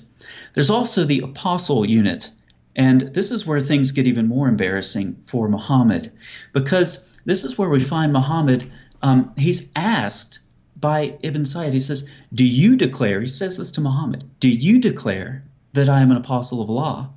And Muhammad says, do you declare that I'm an apostle of Allah? I believe in Allah and all of his messengers. And these are the same sort of ambiguous responses that we see commanded in the Quran as well. When you come up against something you're not sure of, just give an ambiguous response, and that's good enough. Mm-hmm. There is the smoke unit. This is another really embarrassing unit in these stories. And this is where sounds like it'd be a cool name for like a band or something like that, like a rap group, Smoke Unit, or something like that. The Smoke Unit, yeah. Be cool. All right, go ahead. Sorry. Maybe a 70s band. The punk band. Yeah. Yeah, there you go. So the Smoke Unit, the 1970s punk band, this is where Muhammad says, I'm concealing something in my mind. What is it? And Ibn Sayyid answers him. He says, it's just smoke. And so what this is a way that you test the powers of a clairvoyant. You're concealing something in your mind, and you ask them what it is. And the Muslim sources record this boy knowing what Muhammad is thinking. It's just embarrassing, like I said, start to finish. Absolutely fascinating that this stuff is preserved in the Muslim texts. Mm-hmm. There's the throne unit. Okay, and this is where things get really interesting. Remember I said Merkabah is the Hebrew word for throne. There's the throne unit. This boy is in a trance, and Muhammad says, what is it that you see? And the boy says, I see a throne over water. And there's a variant tradition along with these that actually contains the word hayot, which is the living creatures that we hear about in Ezekiel chapter 1. These living creatures that bear the throne. That word shows up again, a cognate in Arabic, in these traditions. So this is, aside from everything else, the palm grove covered up with a blanket, the murmurings, this throne vision that the boy is seeing is really what clues us into an authentic Merkabah vision that this boy is having, or at least trying to have. Are we good so far? Mm-hmm, mm-hmm. Okay. All right. So and this is where the Antichrist issue comes up, because there's the Umar unit where Umar says, do you want me to kill him? Do you want me to chop his head off? He's a nice guy, right? And Muhammad says, if he is who I think he is, you won't be able to kill him. And if he's not, it won't do any good. Once again, these sort of ambiguous responses that Muhammad gives, he doesn't know what's going on. He doesn't know what to think of this mystic Ibn Sayyid. Interesting stuff. Mm-hmm. The Sahih Muslim, there's another interesting detail. This is an objection I've gotten from Muslims a couple times. So this is the throne unit. And we have, once again, this ambiguous sort of question-answer period. The messenger of Allah said to him, do you bear witness that I am the messenger of Allah? And by the way, this is, I'm using the Dar al-Salam, so this is 7346 or 2925. Do you bear witness that I am the messenger of Allah? And he said, do you bear witness that I am the messenger of Allah? The messenger of Allah said, I believe in Allah and his angels and his books. What do you see? So once again, that ambiguous Q&A. He said, I see a throne over the water. The messenger of Allah said, you are seeing the throne of Iblis, or Iblis, over the sea. So I've had Muslims bring this up because this was in my previous video where I published a video on this topic. And somehow they think that that's some sort of a refutation. I'm not quite sure why. But this gets into some really problematic issues. Because what you have in the throne unit is this boy seeing a throne over water, and Muhammad saying, that's the throne of Satan. So Muhammad knows exactly what this boy's doing. He knows exactly what this boy's seeing. And he's not disapproving of the mystical processes that the boy's employing. He's actually sneaking up on him, trying to figure out what the boy's up to. It's really interesting stuff. But how would Muhammad hear that the boy, or see what the boy is seeing, whichever it is, it's not clear. Is Muhammad in the trance with him, or is he outside of the trance? How would Muhammad say you're seeing the throne of Satan over water? There are two answers to this question. I'll give one answer that's I think plausible, but then the second answer is probably closer to the truth because we see a parallel to this in the Quran. So the boy sees a throne over water. Muhammad says it's the throne of Satan. For those who really want to dig into this, and I'll speak about it in very specific terms and then less specific, there is a rabbinic method of interpretation where you see a word, especially a verb, in a particular stem. You know, Hebrew has a whole bunch of verbal stems. And these words have different nuances in different stems. And if you see the same word in the same stem in two different passages, well, in rabbinic interpretation, you can bring those two together and you can use one to interpret the other. So what happens is you have this hithpale verb of halak, which means to go or to walk. So HLK, to go or to walk, to travel. That's halak in Hebrew. The hithpale stem is iterative. So we have different words in English. We walk somewhere, but we pace back and forth. Hebrew is not like that. It's just halak, you go, you walk somewhere. If you want to use an iterative function, if you want to have that iterative nuance, you just put it in a different stem, in this case, the hithpale stem. So here you go. Job 1:7, halak occurs in the hithpale stem. The Lord said to Satan, from where have you come? Satan answered the Lord and said, from going to and fro on the earth, and here it is, and from walking up and down on it. And that's actually I don't really like that translation. The NIV renders it walking back and forth, which is better. The up and down is odd to me. But there you have it, okay? Now, what happens is when you go to Ezekiel 1:13, okay, so you have the accuser there, the Ha-Satan in Job. Ezekiel 1:13, as for the likeness of the living creatures, the Hayot, their appearance was like burning coals of fire, like the appearance of torches moving to and fro, there it is, among the living creatures. And so the rabbis said, well, you have this hithpale verb that occurs in Job 1:7. You have the same thing that occurs in Ezekiel 1:13. There's a connection here. And so they connected the accuser, or the sort of that evil role that's played in Job 1, with the Hayot who bear the throne. It sounds really bizarre, but that's what the rabbis did. And mystical exegesis developed this further, because what you have in the mystical literature is this angelic jealousy motif. Okay, the humans don't belong up, ascending through the palaces, through the heavens. They don't belong there because they're just humans.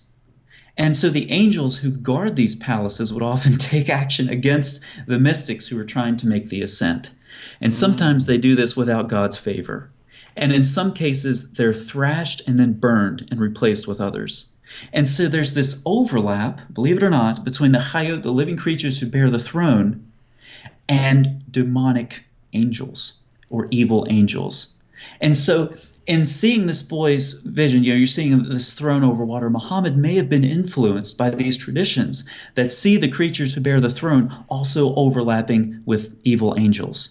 So that's one possibility.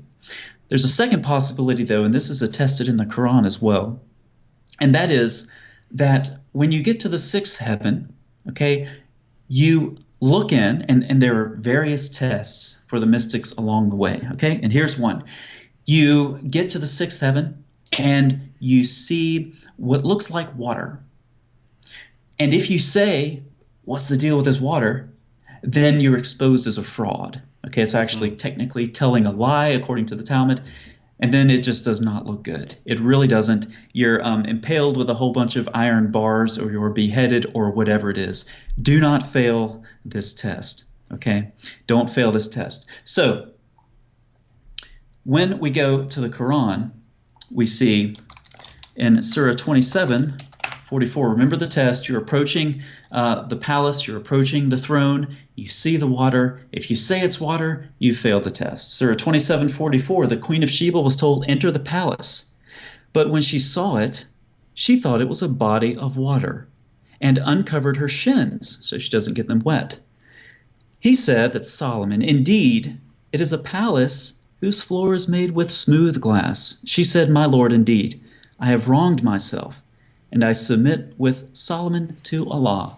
Lord of the worlds. This is part of the mess that we're talking about with the Quran. Because what happens is back in the Tannaitic period, there is something called the Hekkalot literature. Okay, Hekal is temple, palace, it's plural, so it gets the plural oat ending. So you have the Hekkalot literature. There are various recensions of this. And there are two traditions preserved in this literature. This is very early stuff, well before the Quran, Muslims, and it shows up in the Babylonian Talmud as well, which is, again, before the Quran. One tradition is the four who entered paradise, okay? So Rabbi Akiva, who we talked about earlier, and some of his companions, they attempt to make the ascent, and calamity falls on all of them except for Akiva. He goes in and he comes out in peace. He makes it okay. One of them is fooled. And this is later connected in the Hekkalot literature in a different recension to the water episode. And the water episodes are originally separate from the four who entered paradise, and the water episode is just as we've described it. When you see the water, do not say, water, water. That's a trick.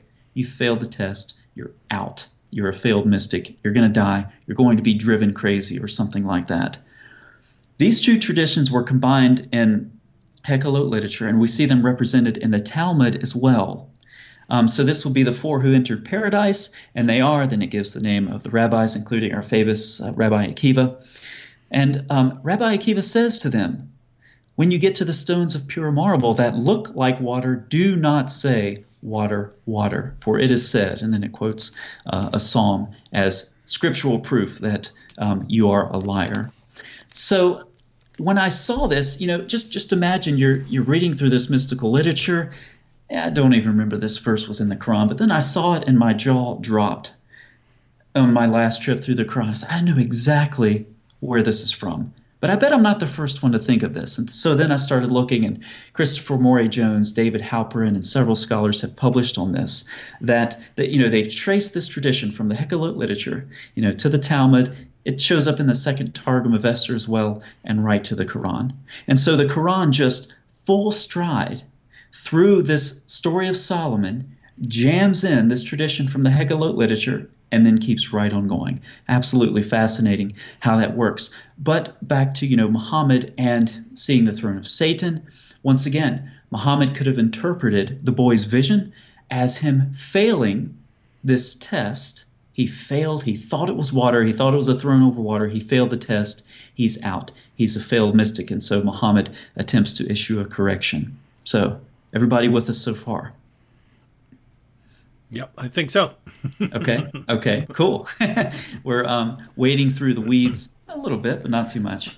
Well, the plus side of having a live stream like this is it's a video later. So if it's too fast for anyone, you can always go back and go through it. But for anyone who's tuning in late, there's always an ongoing issue of where Muhammad's stories and teachings came from. Because even if you just look at like a surface level, right? If you just scratch the surface, Islam just looks like a combination of Jewish teachings, heretical Christian teachings, and pagan practices around them at the time. In other words, if you take a lot of what's in the Jewish sources, a lot of things the Jews would have been talking about, a lot of things the heretical Christian groups would have been talking about, and a lot of the pagan practices that are around him, and you roll all of that up into a ball, you get Islam, right? So it looks like this is a guy who just can't distinguish between anything that he's interpreting, and he's just trying to compile all of this into his religion. So that's what it looks like on the surface. The question is, how deep can you go with this stuff, right? When you look at very specific teachings in the Quran or in the Hadith, can you actually trace those things back? Can you trace them back to the certain teachings of Jewish rabbis or things like that? And that's what we're working on now. So did you want to continue along those lines? You want to take a couple comments or what? Well, what you're talking about, tracing these things back, and that's really the key, is looking at the parallels. And when the parallels begin to stack up, this is how you make a really strong case. And so there are several touch points in the Quran with mysticism. Surah 73 and 74 start off with vocatives.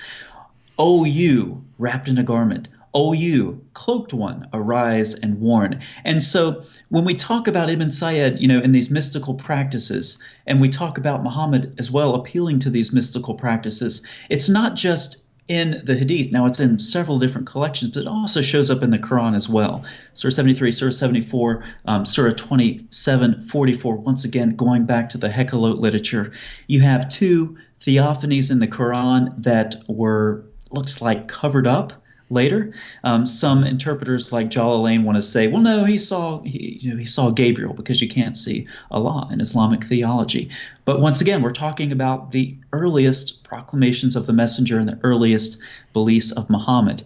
When we do that, we go right back to Merkabah mysticism, among other things. And exactly what David said, what you see with the Quran is this whole ball of Jewish and Christian tradition and legend and folklore and Syriac folklore and all of this stuff just rolled into one. We keep coming back to this whole "it's a mess" thing, but we're trying to guide the viewers through some of the weeds of this mess. Mm-hmm. And everyone who's watching, obviously, Colin and I, if you look at the videos on his channel and compare them with the videos on my channel, there's obviously a lot of overlap. We do cover a lot of the same issues because we respond to Muslim apologists and things like that. But also notice he deals with a lot of stuff that I don't deal with, right? That I don't focus on. So his link to his channel is in the description box. So just, if I'm assuming you're here because you're interested in issues dealing with Islam and Christianity and so on. So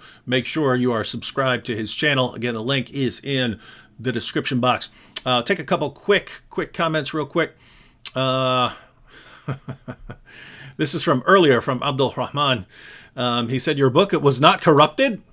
I don't recall even bringing that up. I'm saying, according to your book, our book is not corrupted, right? If you're saying it's a mess, then you are attacking your own book and your own God and your own prophet, because your own God and your own prophet affirm not only the initial inspiration, but also the preservation and the authority of my book. And so when you say it's a mess, you just made fun of your own God, dude.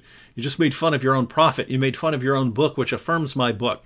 So you got some repenting to do. Now, you said, because I could have sworn your Christians admitted that it's corrupted. No, this is called equivocation. You don't know what's going on here. Let me break this down for you. We talk about things like textual variants. Why? Because it's just a fact that there are textual variants. A textual variant means if you have multiple manuscripts of the Bible, and we have a lot of them, if you look at different manuscripts, sometimes you'll see things like spelling differences and so on. In the strongest cases, you have a couple of passages that will be missing from one manuscript that are present in another. So that's what we mean by textual variant. I don't call that corrupted. For me, to say it's corrupted would mean that the doctrines are actually changed to be something else. You don't find that. So you have textual variants. So that's not what I mean by corrupted. If that's what you mean by corrupted, then your book is corrupted, right? You see, your book is corrupted. Why? Because you can line up manuscripts of the Quran and see all kinds of textual variants. See, what Muslims don't seem to get is, guys, anytime you have human beings involved in a practice, you're going to have things like this. If you say, hey, copy this book by hand, you're going to have some textual variants. A lot of them are things just like spelling differences. Like you can spell the Greek for John with one N or two N's, right? So that counts as a textual variant. If one manuscript has John spelled with two N's and the other one has it spelled with one N, those count as textual variants. So the question is, what do you mean by corruption? If you mean, hey, there are textual variants, guess what? Your book's been corrupted. But to say corruption, you'd also have to ignore that we have something called textual criticism, where when you have a manuscript and it says something different, you can usually trace that back to where it comes from, right? Because if some guy copying a manuscript in the Middle East makes a mistake, well, that mistake doesn't pop up in manuscripts from Europe or Northern Africa or something. So you can usually spot them. So again, if that's what you mean by corruption, then you've got a problem too, because you have the same issue with the Quran. But that's not what I mean by corruption. You said, furthermore, I think when the Quran says, go back to the people of book, I think that's before it was changed. So you're saying the Bible was changed after the Quran? Well, you got multiple problems there. One, the Quran says no one can change his words. It doesn't say no one can change his words until right now, right? That's not what it says. Two, we have copies of the entire Bible before the time of Muhammad. So if you're saying it changed afterwards, we've got copies of it before. So notice, Abdul Rahman, you have no idea what you're talking about. You don't know what the situation is with the Quran. You don't know what the Quran teaches. You don't know the situation with the Bible. And somehow you're trying to fit all of this together. You don't know what abrogation means. You don't know any of this. You don't know anything. And yet you're filling the comments section trying to share your great wisdom with people who dedicate our lives to studying this stuff. How does that make sense in your head, right? If I were to, there are all kinds of topics that I don't know about, right? I mean, if I were sitting down in a chat with someone who deals with, quantum astrophysics, I would keep my mouth shut. I would keep my mouth shut. I would not sit there and proceed to tell these guys who've dedicated their lives to quantum astrophysics. I would not proceed to tell them all my thoughts on quantum astrophysics because I would have no clue what I was talking about. I would sit there and try to learn something from people who've dedicated their lives to it. You have no clue what the Quran teaches. You have no clue what the Bible teaches. You have no idea about history, and you keep trying to correct the rest of us. Dude, we love you, but try again. Hey, here's one from Johan.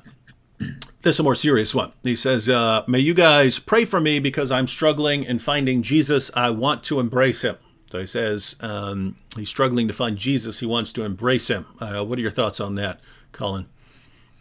Absolutely. Yeah, we'll pray for you. It can be a long journey for some. I mean, we don't know what's behind this comment. We don't know the personal circumstances, but the request, I don't have the comment up on my screen, but it sounded like a request for prayer, and that's certainly something that we can do. Absolutely. I actually, I have these sorts of things in my email, and sometimes I don't respond because it's a lot of them. Sometimes it's in the form of a comment.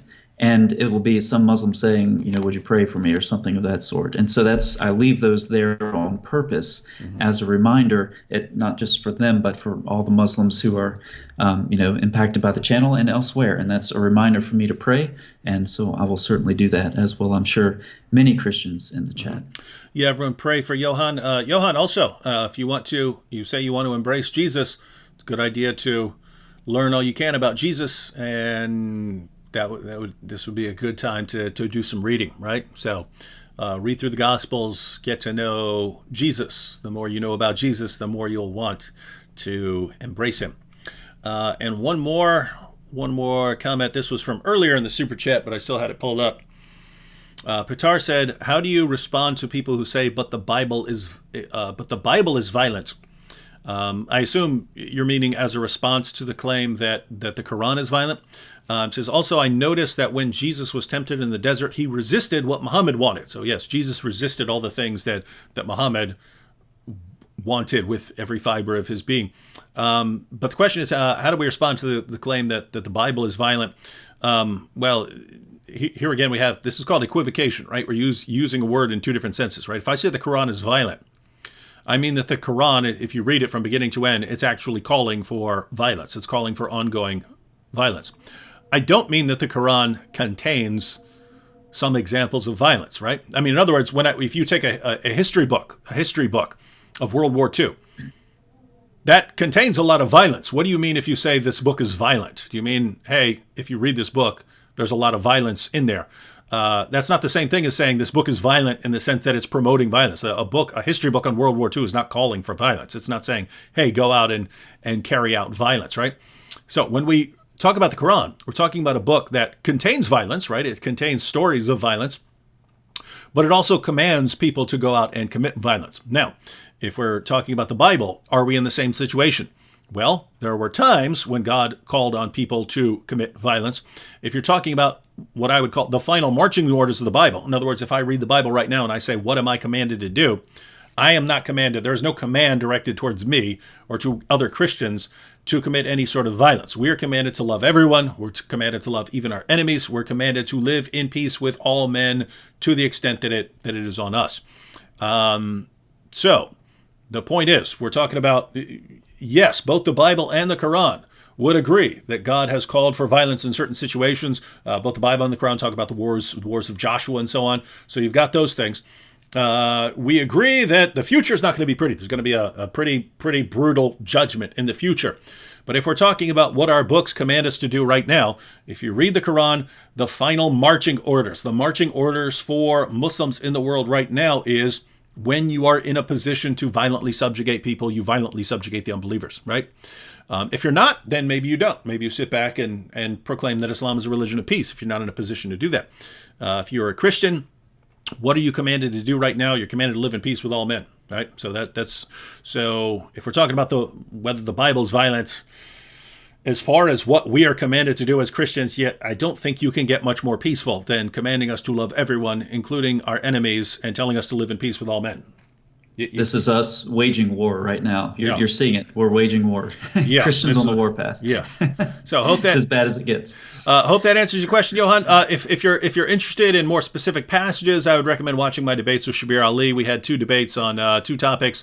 One was, is the Quran a book of peace? And the other was, is the Bible a book of peace? So that's me going against a top-notch Muslim apologist who's dealt with those topics in multiple debates before. So you can get sort of our best responses to those issues. All right. Back to you, Colin. Did you want more on the mysticism issue, or did you want to go on to Deuteronomy 18? Well, just a pit stop by that corruption question, because it's really something that I want Muslims to be able to dialogue about more intelligently. Mm-hmm. But the fact is that, I sincerely want to explain this to our Muslim audience. It's not something, because of the way Muslims have been brought up in their theology, the corruption of the Quran is not something that's in their plausibility structure. So we all grow up with different beliefs that are shaped by society, by religion, whatever. And we either accept or reject information based on whether or not we think it's plausible. And these, have all of these sociological factors built into them. Muslims, because of the way that they are brought up, if we say something like the Quran is corrupted, it's outside of their plausibility structure. They automatically reject it. This can't be right. This is not what I've been brought up to think. But the fact is that's just wrong. And I would ask you to consider that. And don't talk about text criticism with the Bible and with the Quran. Okay, don't compare the two, because here's the problem. I sold a house recently. And it's an old house before I bought the mansion that the Jews are paying for now. It's an old brick ranch house built in the 70s, and I have a neighbor. Okay, let's imagine both of us put our houses on sale at the same time. I get an inspection on my house. The home inspector goes through it. You got some moisture in the basement. You have a little bit of electrical work that needs to be done. You have this and that. Okay, my neighbor comes over later and he sees the inspection report. And he says, your house is a mess. Look at this. You have moisture in the basement. You need to get some electrical work done, etc. And I say, what about your inspection report? Well, I didn't get one done. My house is fine. How do you know it's fine? You haven't checked. And see, that's the key. Muslims haven't checked. Their scholars have not checked the Quran. And so when Asalalu and Al-Takulich went through the Quran, they wanted to make a text-critical edition of the Topkapi and the Tashkent, and they decided not to because the Tashkent was too horribly corrupted. That's how Muslims do text criticism. Text-critical work on the Quran, having been neglected for centuries, is now being done primarily by Western scholars. Mm-hmm. Muslims are like the people who are selling their house without an inspection report. You have no idea what kind of shape your text is in. Christians are like the ones selling their house with that inspection report completed, and we can say, yep, there's some moisture in the crawl space, we have some electrical work done, but the foundation is solid, the structure is solid, everything works just like it should. Mm-hmm. And so that's the difference. So Muslims do not stand on top of the mountain of centuries of text criticism on the Bible and act like you can compare that to the Quran, because you can't. And when it all comes down to it, you cannot define textual corruption without excluding the Quran. When you use the word corruption, you are including the Quran in it, because the manuscripts of the Quran have been thoroughly corrupted. Mm-hmm. I realize that's outside of your plausibility structure, but it's true, and it's something that you need to start looking into. Mm-hmm. You're going to be forced to. Think about the development of text criticism. We're going to make you. Yeah, we're exactly. going to make you. The Muslims have held back the avalanche of criticism, right? Because When this stuff, think about how long it took a journal article to go from one side of the world to the other back in the beginning of the 20th century or whatever. This is when text critical work's being done on the Bible. All of this work, this critical work, whether it's text critical, source form, historical criticism, whatever, this is all being done in the age of the internet with Islam. And Muslims have been holding back this avalanche for centuries, but it's coming down on them. And they can't stop it. It's coming through on the internet, the radio, the TV, whatever, and they can't stop it. You will have to deal with this one way or another, sooner or later, and it might as well be sooner. Yeah, Islam did a good job holding back all kinds of criticism, not just text criticism, for many centuries, when you basically had the leaders in charge, and they could insulate the people in their countries and in their territories from ever hearing any serious presentation of the criticism, because if you went in there and started criticizing Muhammad or the Quran or whatever, they'd chop your head off. So they were able to do that. And now, guys, there's this little thing called the internet that we were talking about earlier, and you guys are in all kinds of trouble because your entire religion has been propped up on a foundation of complete, utter, total lies. And I don't mean, oh, I disagree with you, so I'm going to call it a lie. I mean, when your leaders tell you perfect preservation right down to the letter, no variance anywhere, that is a complete, utter, total lie. It is one of the most ridiculous and absurd lies ever.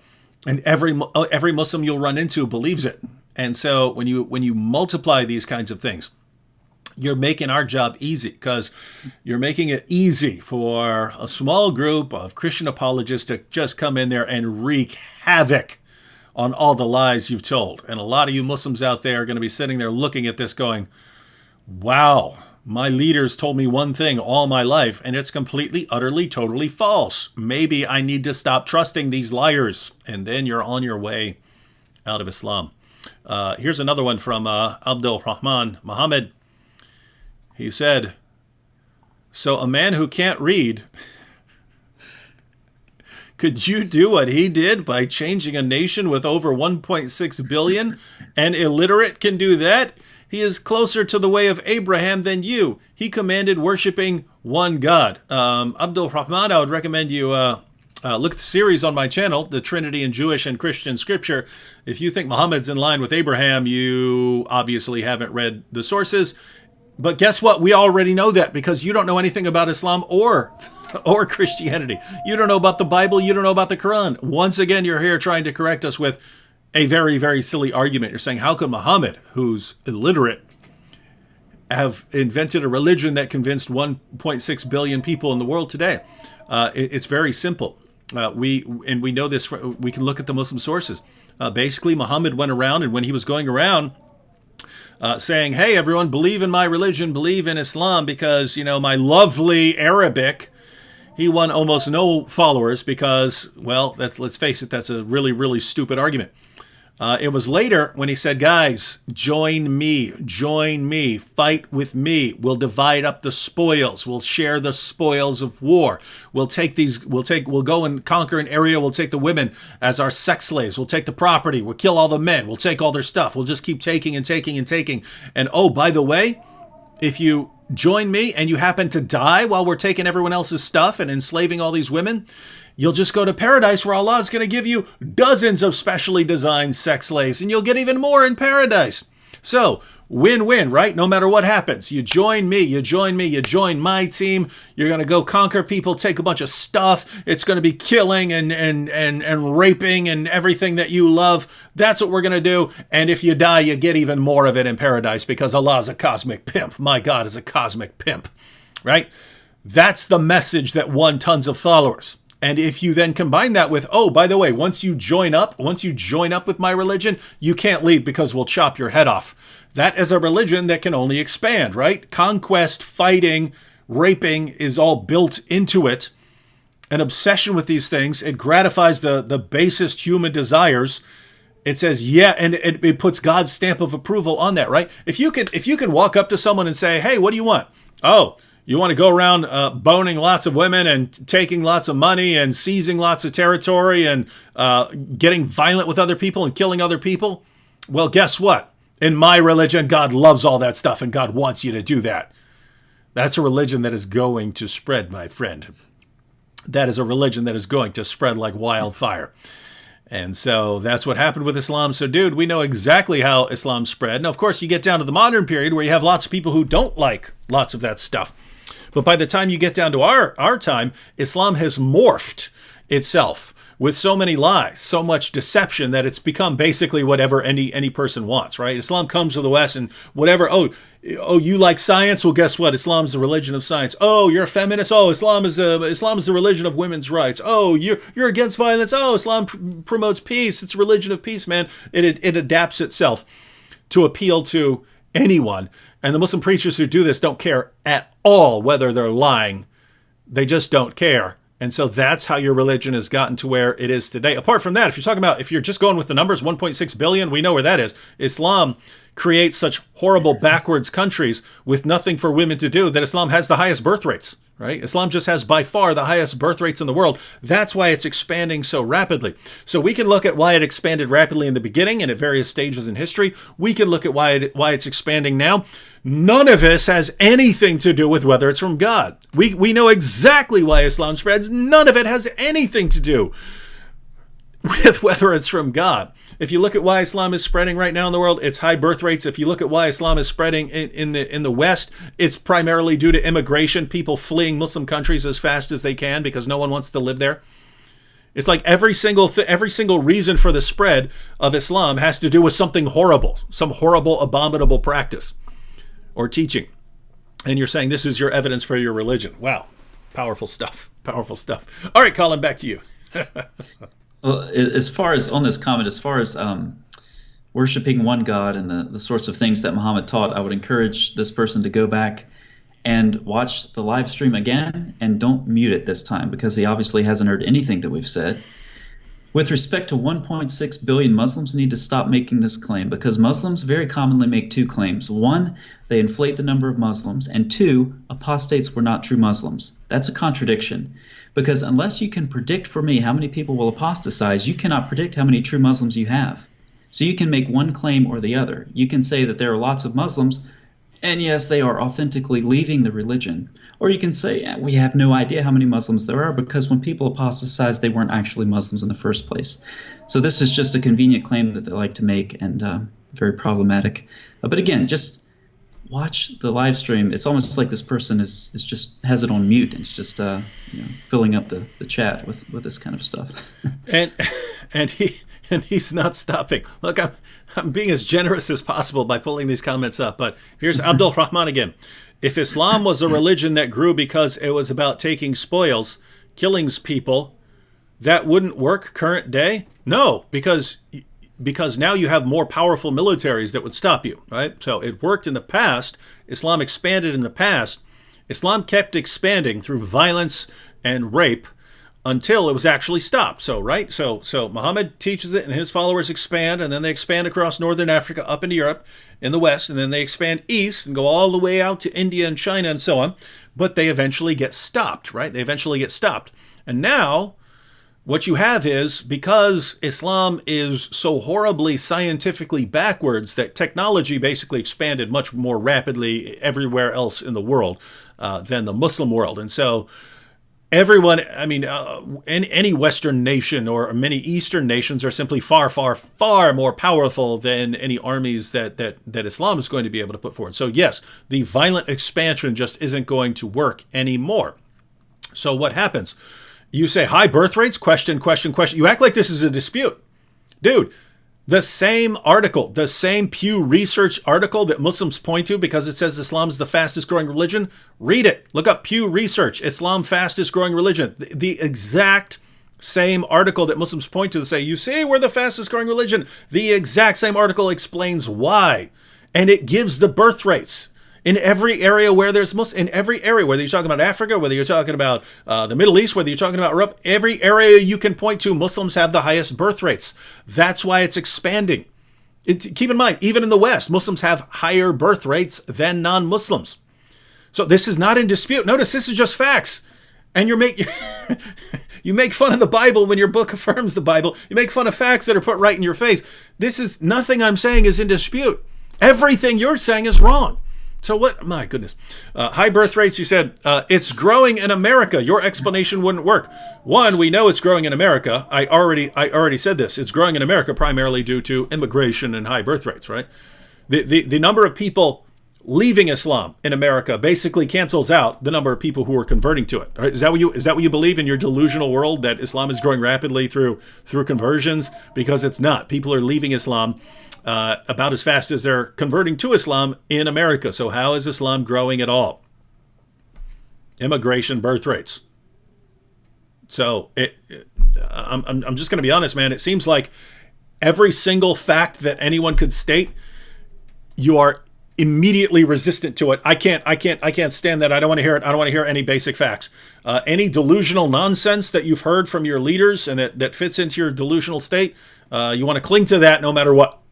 So, with all that said, I'm glad you're here. I hope something eventually sinks in, and I agree with Colin. When you get a chance, when you're not all revved up because people are daring to state basic, simple facts, go back through, watch it, pay attention, and at some point, just consider. Maybe my leaders have not all told me the truth, right? I mean, we're making claims you can very easily look into, right? When your leaders told you perfect preservation right down to the letter from the time of Muhammad, and we say, no, there are all kinds of differences. And I say, hey, there are all kinds of entire chapters of the Quran coming up missing, and tons of textual manuscripts and variants and so on. That's something you could look into. In other words, there's a prediction involved. If your leaders are telling you the truth, then you know that when you go to your sources and when you go to manuscripts, what they say is going to show itself, right? If what we're saying is correct, then when you go to the sources, when you go to the manuscripts, then you're going to find all this stuff. You're going to find out your leaders are liars. Why can't you do that? Do that, then get back to us and tell us what you think. All right. Colin, back to you again. It's interesting that book I mentioned before, kind of during the introduction, about Jesus making appearances to people in the Muslim world. There's you're talking about high birth rates, and there's a story of a woman in there. She's in like her late 20s, mother of 8, third wife, and her husband has set her aside because he found a younger model. Mm-hmm. And this is one woman that's been having dreams of Jesus. But think about the high birth rates. Again, she's like the mother of 6, 7, or 8, a lot of kids. She's the third wife, and her husband has another one. So that's something it's real. I mean, we talk about high birth rates and the types of marriages that the Quran permits. I mean, it's real, and it has a real force in the world and oppressing women, mm-hmm. and just really wreaking havoc on families. So it's a very serious thing. This proves that it's a true religion. Absolutely. So we left off with I'm still on track. We left off with the test that's applied to mystics. It's good to take a break because some of this is some pretty heavy stuff. The test that's applied to mystics, one of the tests, you get up to the sixth palace and you see what looks like water, and if you say water, you're in trouble. You've been fooled. You're not worthy. You're out. We talked about how this shows up in the Quran in Surah 27:44. And the Queen of Sheba, though, she's the one who's fooled. And so this tradition, of course, traced from the Hekkelite literature, possibly influenced from the Talmud and into the Quran. Huge problem here. Surah 27:12 begins, Surah 27:12 refers to signs, okay? And this, it's the context of Moses and Pharaoh. Put your hand into the opening of your garment. It will come out white without disease. These are among the 9 signs you will take to Pharaoh and his people. Indeed, they have been a people defiantly disobedient. Notice, these are among the signs. Verse 13 of Surah 27. But when there came to them these are visible signs, they said this is obvious magic. And this is the context in which these stories occur in the Quran. These stories are retold because they are signs to the people who are listening. Hey, this stuff happened. It happened. And it's proof of, whatever the power of Allah or his sovereignty or whatever it is. The surah continues. It goes down to talking about David and Solomon, and then focuses exclusively on Solomon, talking about the birds and the jinn that were gathered for his armies, and the surah continues. And then we get to, of course, Surah 27:44, where we were before. These things for the Quran, including the Queen of Sheba and this palace with water that, or what she thought was water, these are actual historical events for the author of the Quran. But they're not in actuality. They're products of mystical exegesis. And we've talked about the four who entered paradise and the water episode. Once again, hugely problematic when your book thinks that something is historical when it's actually not. It's a product of mystical exegesis, and we can actually see where that exegesis came from. Mm-hmm. Huge problem. Mm-hmm. So the early Muslims were at least more creative when they were finding Muhammad in the Bible. And, now it's just, look at Muhammad, Song of Solomon 5:17 or Isaiah 42 or whatever. He's there. At least, in some of the earlier literature, like Ibn Sa'd, we get some numerical patterns that are fairly interesting. And there were some Muslims who believed that the Islamic prophet would receive his calling at half the age of his predecessor. So they try to parallel Muhammad to Moses. So Moses was 80 when he stood before Pharaoh. How old was Muhammad when he got his calling? Oh, 40. What a coincidence. Muhammad died around 60 according to some accounts because the birth dates of Muhammad vary greatly. The dates of his death, you protest too much, are 632 on the dot every single time. But some traditions put Muhammad dying at 60. Moses died at 120 years old, half the age. Once again, interesting. Muhammad, when you add up Medina and Mecca, equals about 20. Moses wandered in the wilderness for 40 years. Okay, so once again, Muhammad's time periods in his life correspond to half those of Moses. Muslims today are much less creative and much more sloppy when they try to show that Muhammad is in the line of the Hebrew prophets. So obviously Deuteronomy 18 is a very common place, and David and many others, and rightly so, have pointed this out numerous times. So we'll just say, verse 15, Deuteronomy 18:15. I won't read it. It's very familiar, but David and others have made the point many times. Muhammad doesn't fit there. Okay, let's go a little bit further. Let's see, verse 18. Oh, no, he doesn't fit there at all. Verse 20, but the prophet who presumes to speak a word in my name that I did not command him to speak, well, he definitely doesn't fit there. Verse 21, if the word does not come to pass or come true, we talked about that previously in this live stream with the failed eschatological predictions of Muhammad.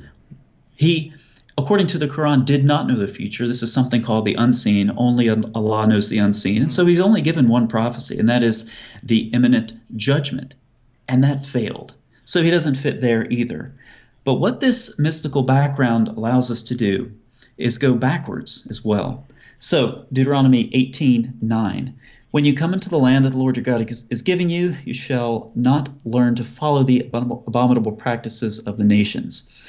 And among them, verse 10, divination, tells fortunes, interpret omens, sorcerer, or a charmer, or a medium, or a necromancer. It's like, all right, Moses, we get the point. When you look at how these things were practiced in the ancient world, there's a lot of overlap.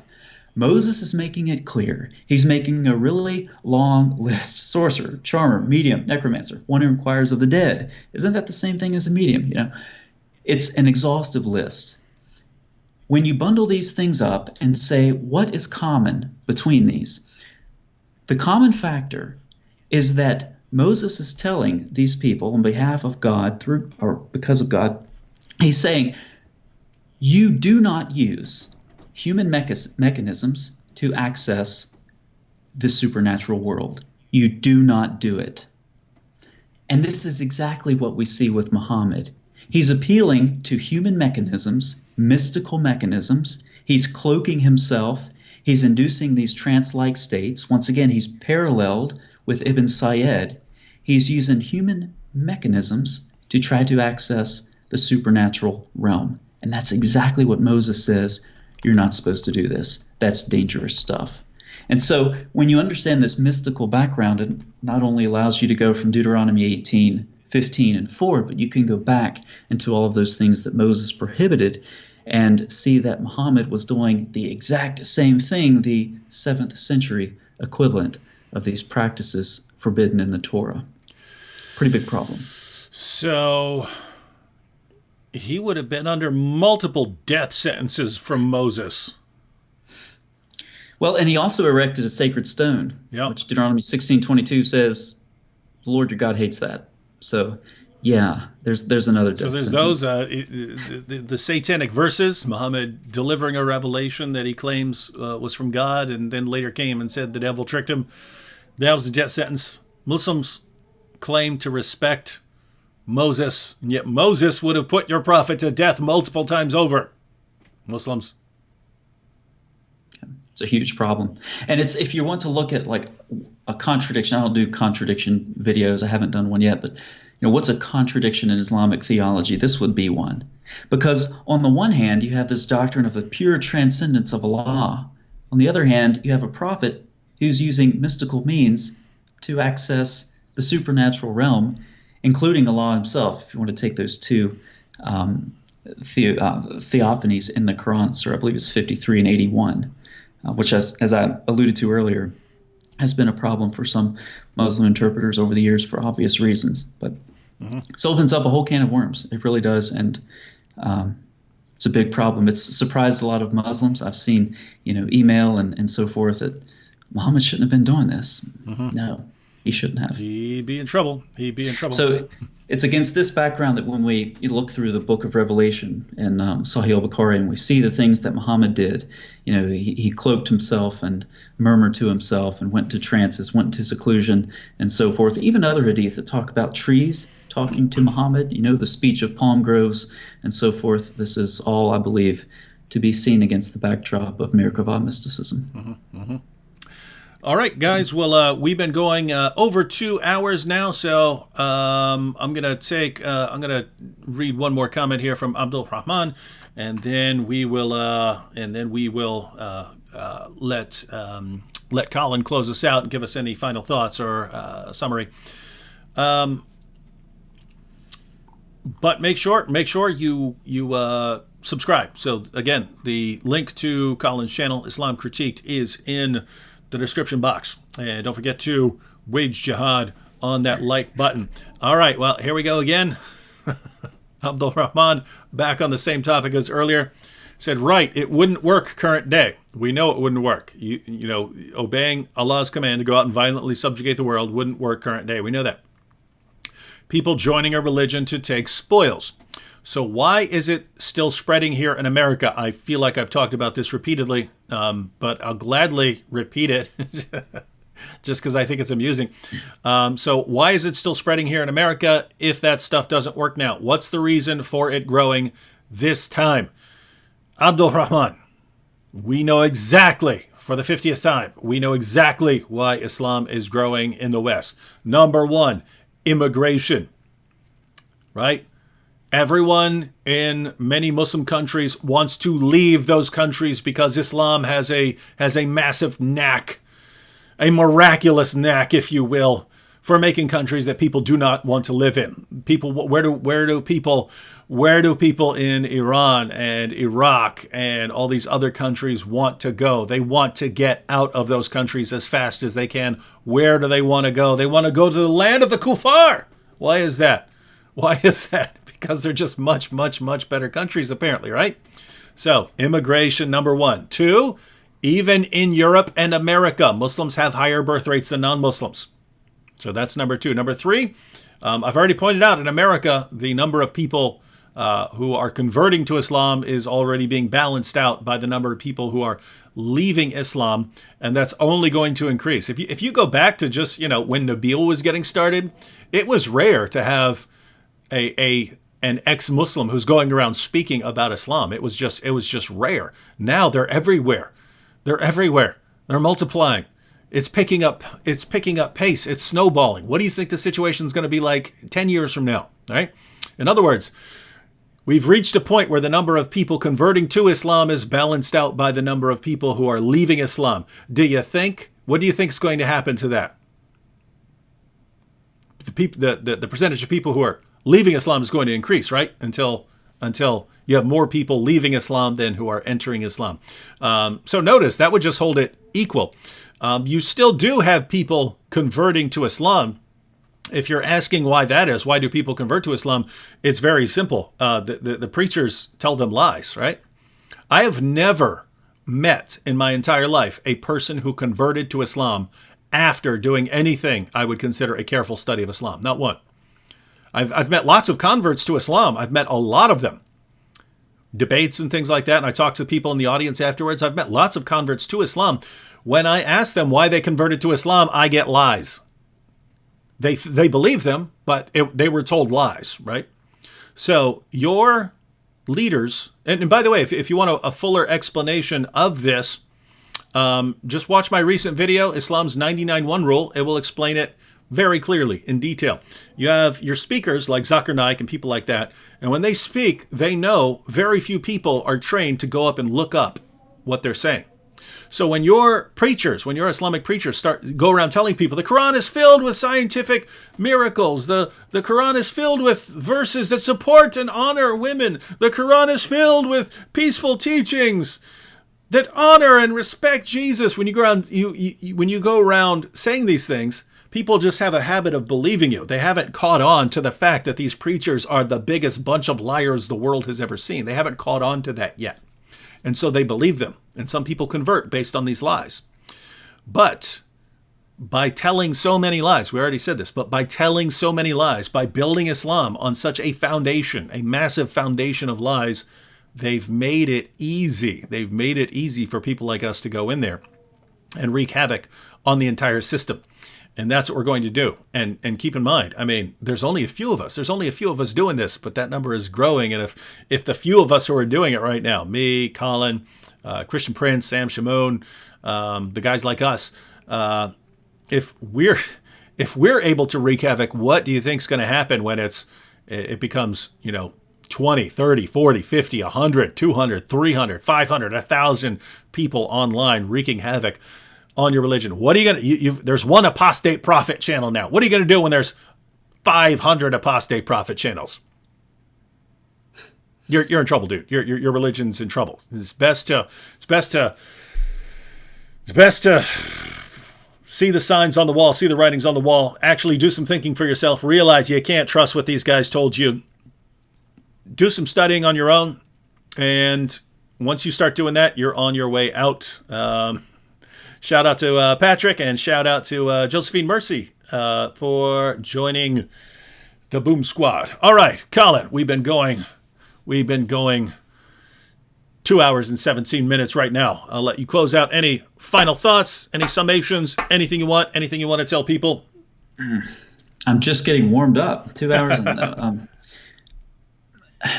I think some of the most important work on my channel is source critical work, because if you take the word of Allah and show that it actually comes from something else, some rabbinic tradition or something of that sort, then you've destroyed the Quran. And that applies to Shias and Sunnis and everyone. For those who are interested, the next video I release tomorrow, it's actually ready to go now, but I'll probably release it tomorrow.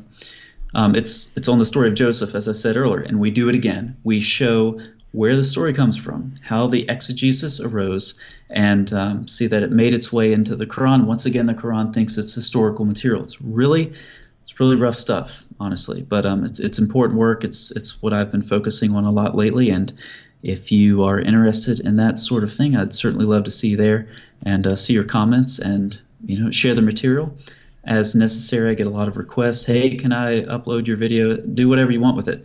Okay, translate it if you want. You might make some mistakes, and by God's grace, those mistakes will improve the content. So it doesn't matter to me. Just share the content. Let's get the word out to Muslims, and be that voice that they're listening to when they're hiding in the bathroom or hiding in their bedroom, trying to get a little bit of Bible in their life. We can be a chorus of voices that they hear from across the ocean and even here in the West as well.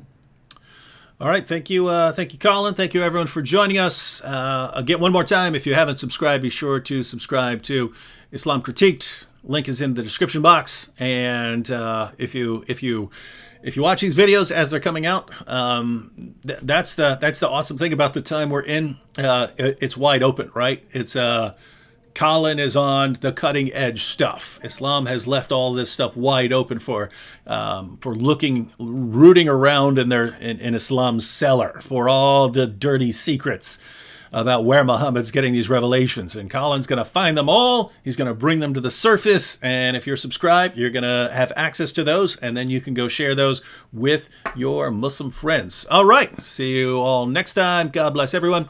And Abdul Rahman. Do some studying, bro. Do some studying. Catch y'all. I'm praying for you. Catch y'all next time. Bye.